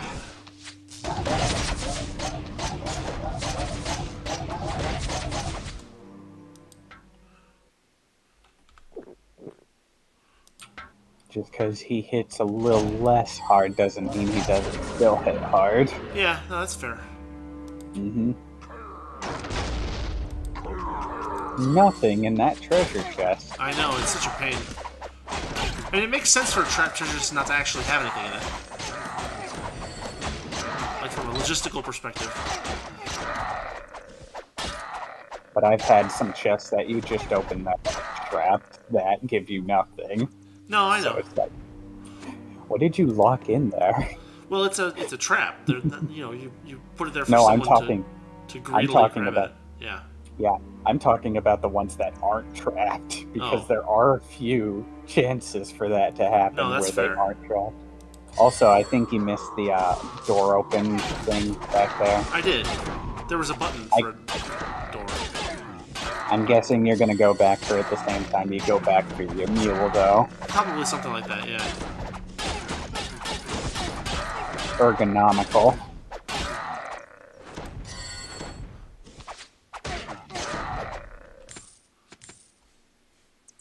Just based on memory alone, I don't think there's that much more left to this.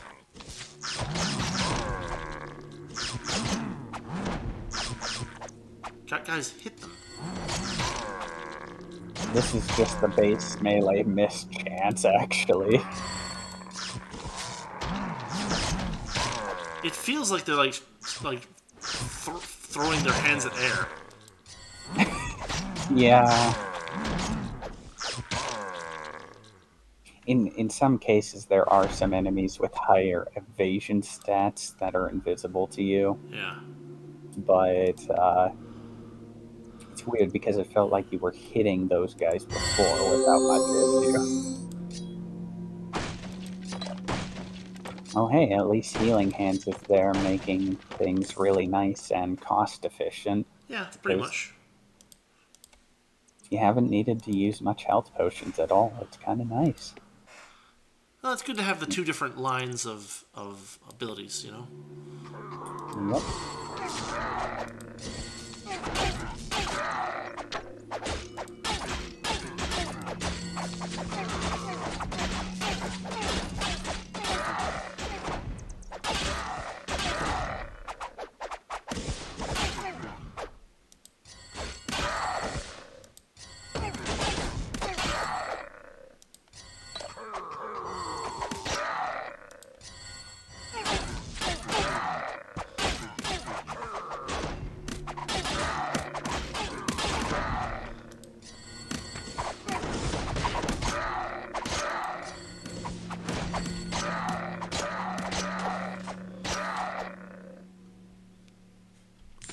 Man, it's just it's so much fun to watch things get beat the absolute tar out of.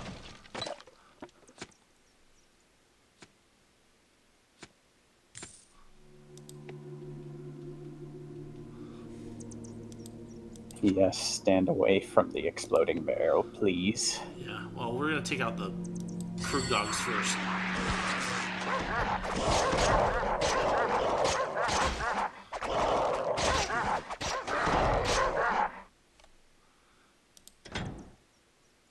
Yeah, his dex is going up. That's good.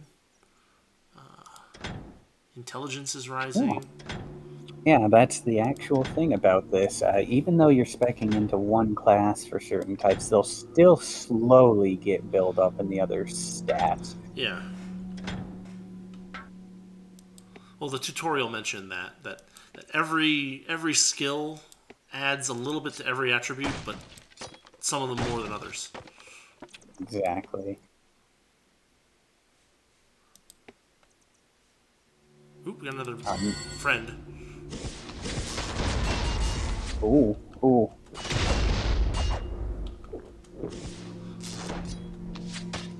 As you can tell, the health potions are really good for the immediate enemies. Right. Whereas the health healing hands is all about the crowd control.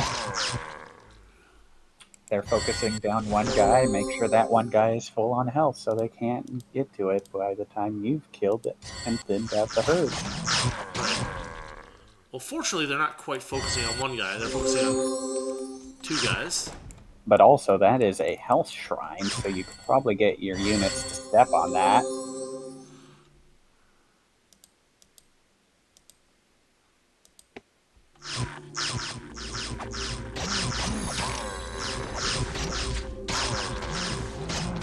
Whoa, she's getting hit too. Alright, melee time, everybody.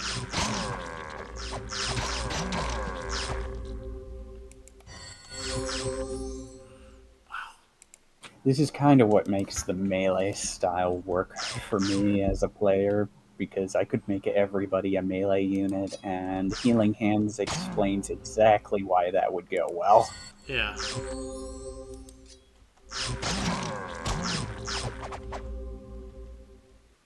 Stop whiffing! Silly. You need to select all, so they all use. Yeah. There you go. Perfect. She's out of mana. He's out of mana. So we'll But notice how they're still using the spell. Healing Hands is interesting because even if you are at one... Who is she shooting at? I think you hit the key that makes them auto-attack. Okay. Nice, you pulled up the health menu. But just like how there's a cast button, there is an attack air button. Oh, okay. Fair enough. Oh, God, is there any point to it? Covering fire. Yep, there they are. Your mage is on Healing Hands. Still? And so is your... yeah, gosh. See that? And your one melee guy. Oh, yeah, you're right.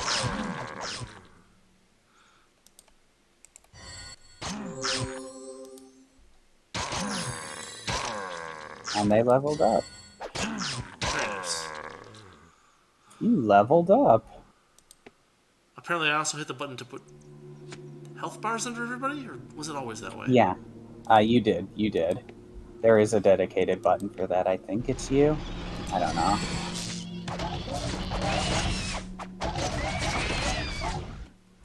They're going for your mages and your ranged. That's not good.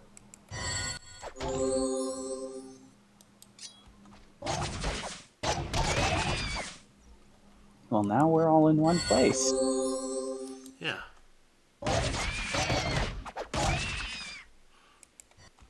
Oh, Scorpion. So much damage. They're doing more damage than the Mine Worm. Yeah, but they don't have a ranged attack, so... Mm-hmm.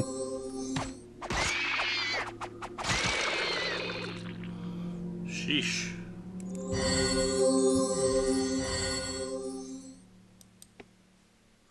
Yeah, Healing Hands is interesting because it lessens the heal when you don't have enough to cast the full effect, but it'll still work. Yeah. Man, so many of these enemies. How is inventory looking?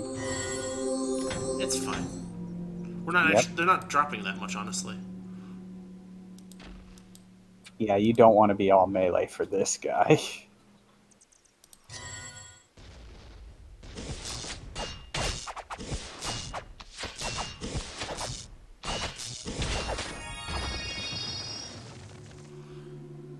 And that's why I chose the build I did. I have the Dwarven guy as my main tank. Yeah. Yep. Because Healing Hands just can heal him and prevent them from getting AoE'd in the back. Right. So that's the kind of distinction, or I guess the incentivization you have as a player to pick different classes. Because if you were all melee and took on that guy, you'd probably get hurt pretty bad. Yeah.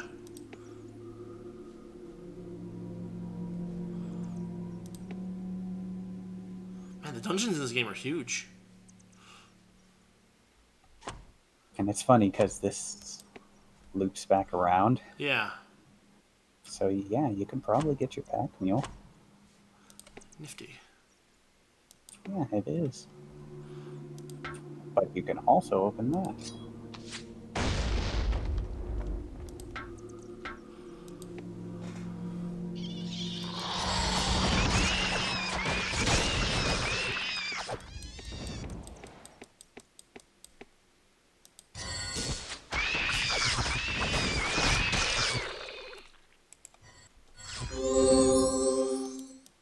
I get it. You can put sound effects on things to get something more life, but you don't have to make the scorpions sound like they're pixies living in hell for too long. Right? Gosh, there's so many of them. Lots of low health enemies with high damage attacks.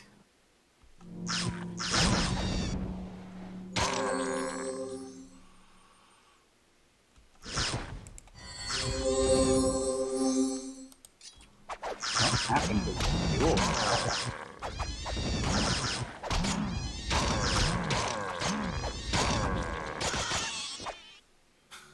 I don't know if you saw that, but your mule's health went down for some reason. Oh, you're right. Nothing's attacking it either. Did it This level is a up? glitch. Oh, it's a I'm glitch. pretty sure. Yeah, it did. I think when it's out of bounds for a while, right? Yeah. It just resets to its default health that it started out with. Oh. So, yeah, I'm pretty sure it did level up, like you said. I've never seen anything that indicates it levels up, but if it is a passive case of it getting more health as you gain more experience, that's really cool. Yeah. Because that means it's going to get better and better as time goes on. I mean, with the whole animal rage and everything, there would be some people that play this game that would point out a very obvious point to me. Animals don't gain experience normally like your characters do. Animals fighting would just take away the hits that you need to level up your stuff. And I don't think they're wrong in that case. I just think, even though everything's finite in this game, every hit counts towards some level of experience, and, you know, choosing the wrong attacks will inevitably take away that experience. This game isn't as deep as the second game in the point where that matters the most. In the second game, it's absolutely more important. Whereas in this game, if you just have your wizards cast their buff spells over and over again, they can make up for the loss of their own turns. Right. But I do get it for like melee and ranged fighters, in the sense that, yeah, you would want them to get as many hits as counts towards something. Speaking of, maybe Zed can use the summon rat. Speaking of what? Speaking of, I think Zed might be at the level to use the summon rat. Oh, yeah, possibly. The summon giant rat.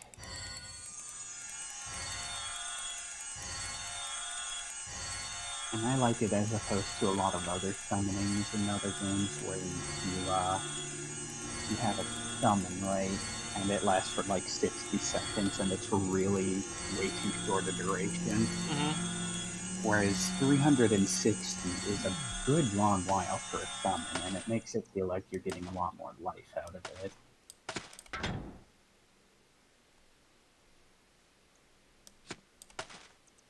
And now he can use it because he's healed enough people. Yep.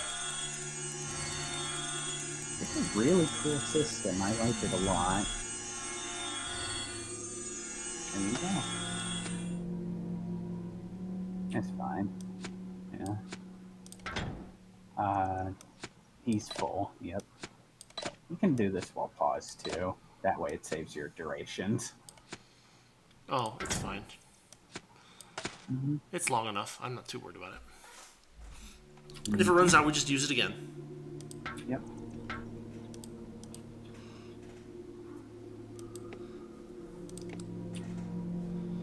Plus, we're heading back for the pack mule, so probably. And the secret door. The secret button. It isn't very secret. It's the secret button. That's totally not secret at all.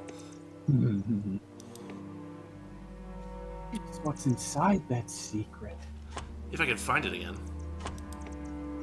It's pretty obvious. It's along the direct path. You know that big machinery? Yeah, it's there. Yeah, it's right across from that big old machinery on the map. Yeah, okay. Thankfully, it's in a very linear path, so you can't miss it. The elevator, that's not an elevator, but could be an elevator because there's a lever right there, but it's not an elevator. Yeah, I guess not, huh? And there's the door straight ahead. Yeah, it's tough with the map being as funky as the map is.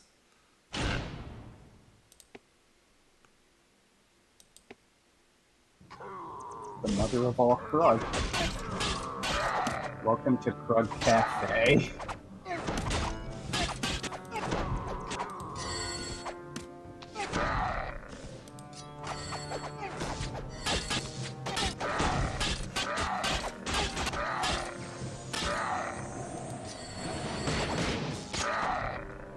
It feels very weird hearing this music while also playing the second game.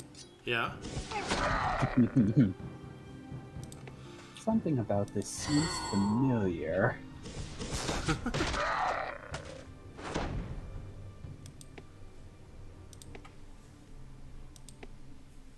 There's another button.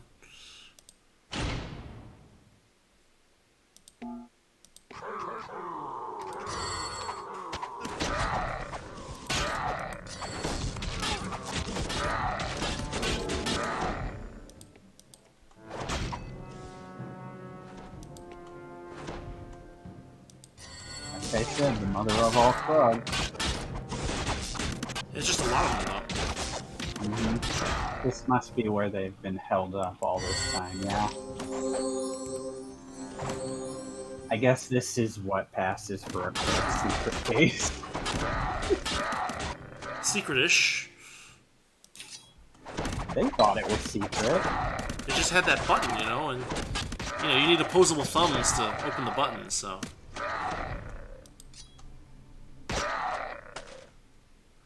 Alright, well that was fun. I guess there's a few more over there. And you can healing hands everybody up for the next fight.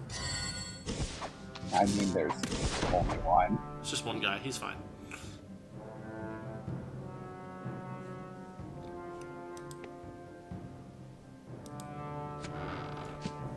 Oh, yeah, great. Leather gloves. Wonderful. Absolutely What necessary. an amazing item.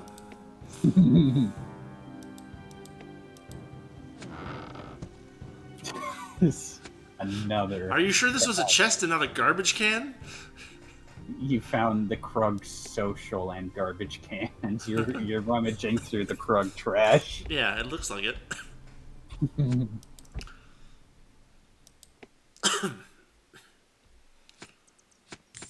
Some scrolls and stuff. They have coats of arms? Oh, there's some more. They weren't part of the first fight, apparently. They were too busy having lunch. Yeah.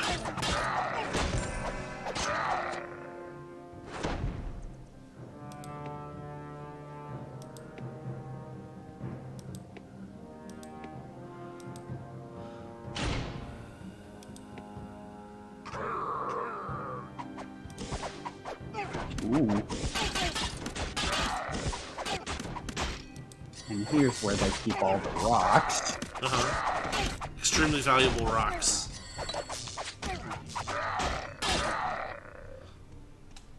No. Look, the furnaces are here. What do you think they eat?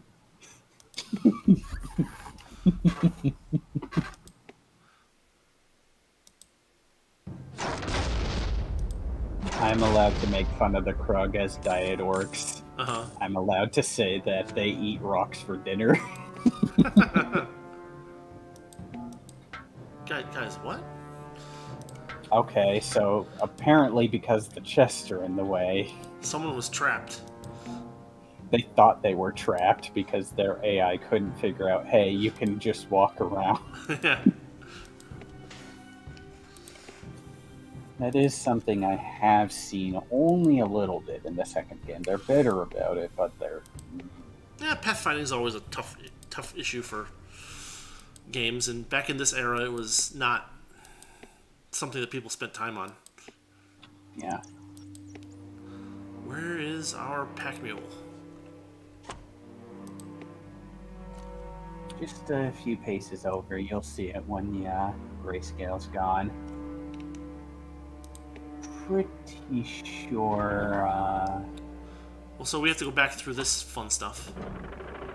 or you may not have to, actually. You can just go to the pack mule directly and have them walk the distance themselves. Oh, if I can figure out where the heck everybody else is. Yeah, it's past the water.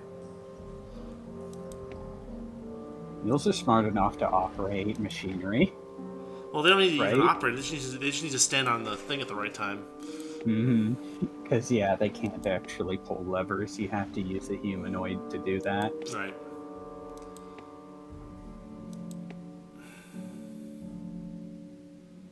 No, I just think it's funny that the mule somehow has the capacity, since you're controlling it, to operate and understand. Yeah. As smart as a human when you're in control. Well, I should hope so. As silly as a pack mule when you're not in control. So there, you only have to worry about one unit as opposed to your entire team. It helps that the enemies don't respawn, because I don't have to worry about like the pack mule having to go through a bunch of respawned enemies.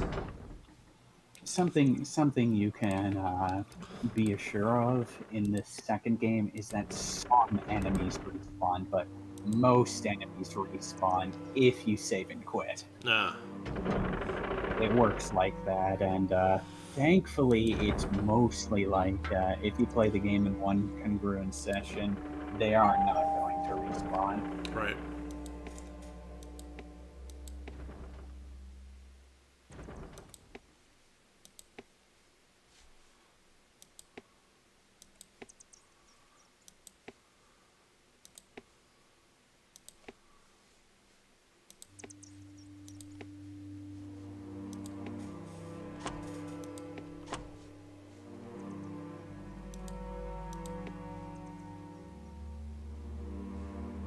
Lever we can't pull.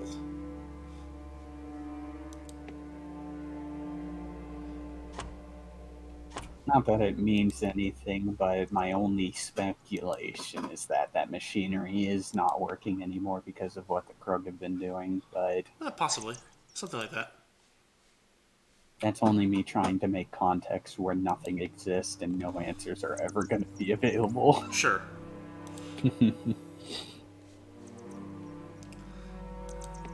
In fact, you don't even know what they're mining here. I mean, I assume like iron ore, but who knows?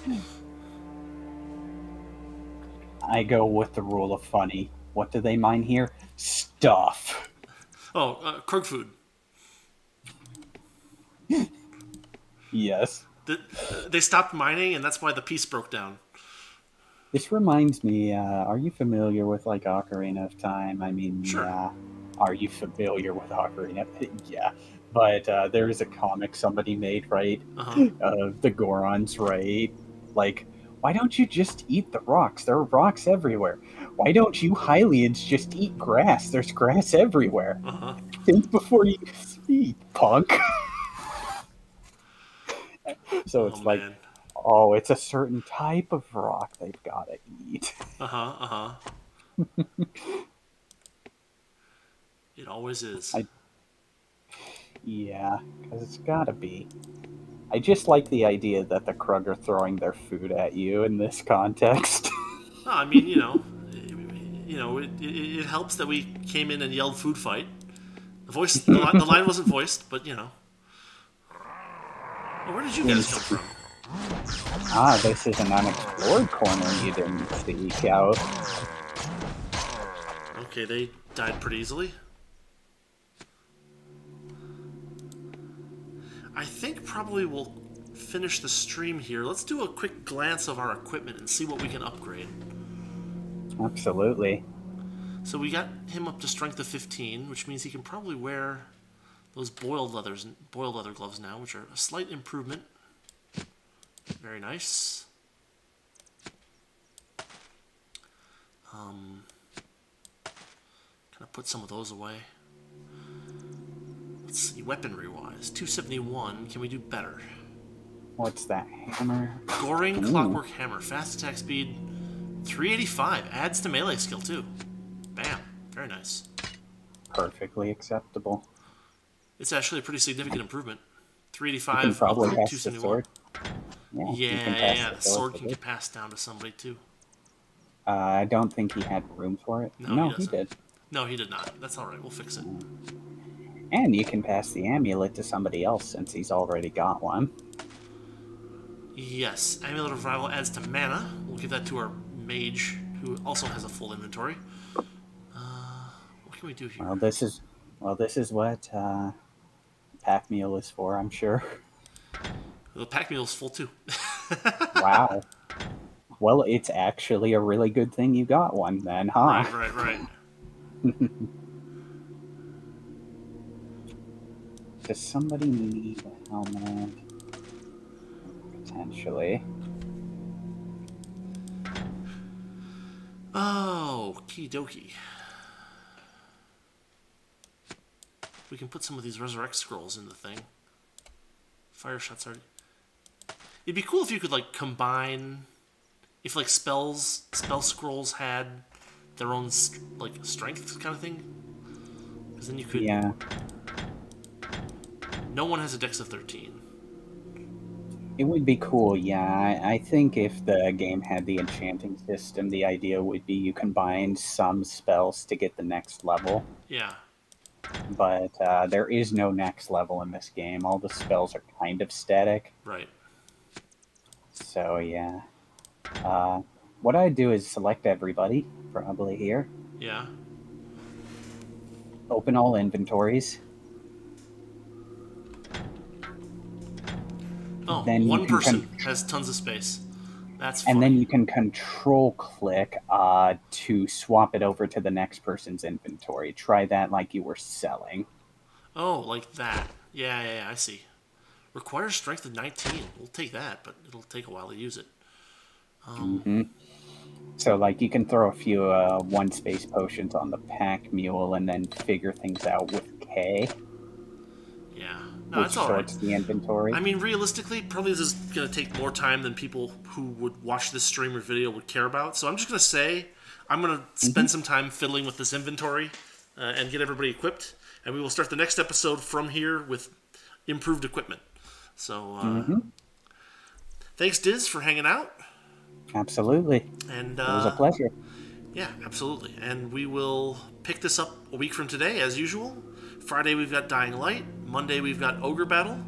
Tuesday, we've got Labyrinth of Toho. And Thursday, we've got Dragon Quest III. So, anyone who happens to make it to the end of this episode, go ahead and give any of that a look if it sounds good. Otherwise, I will see you all next time. Take care. Yeah, take care.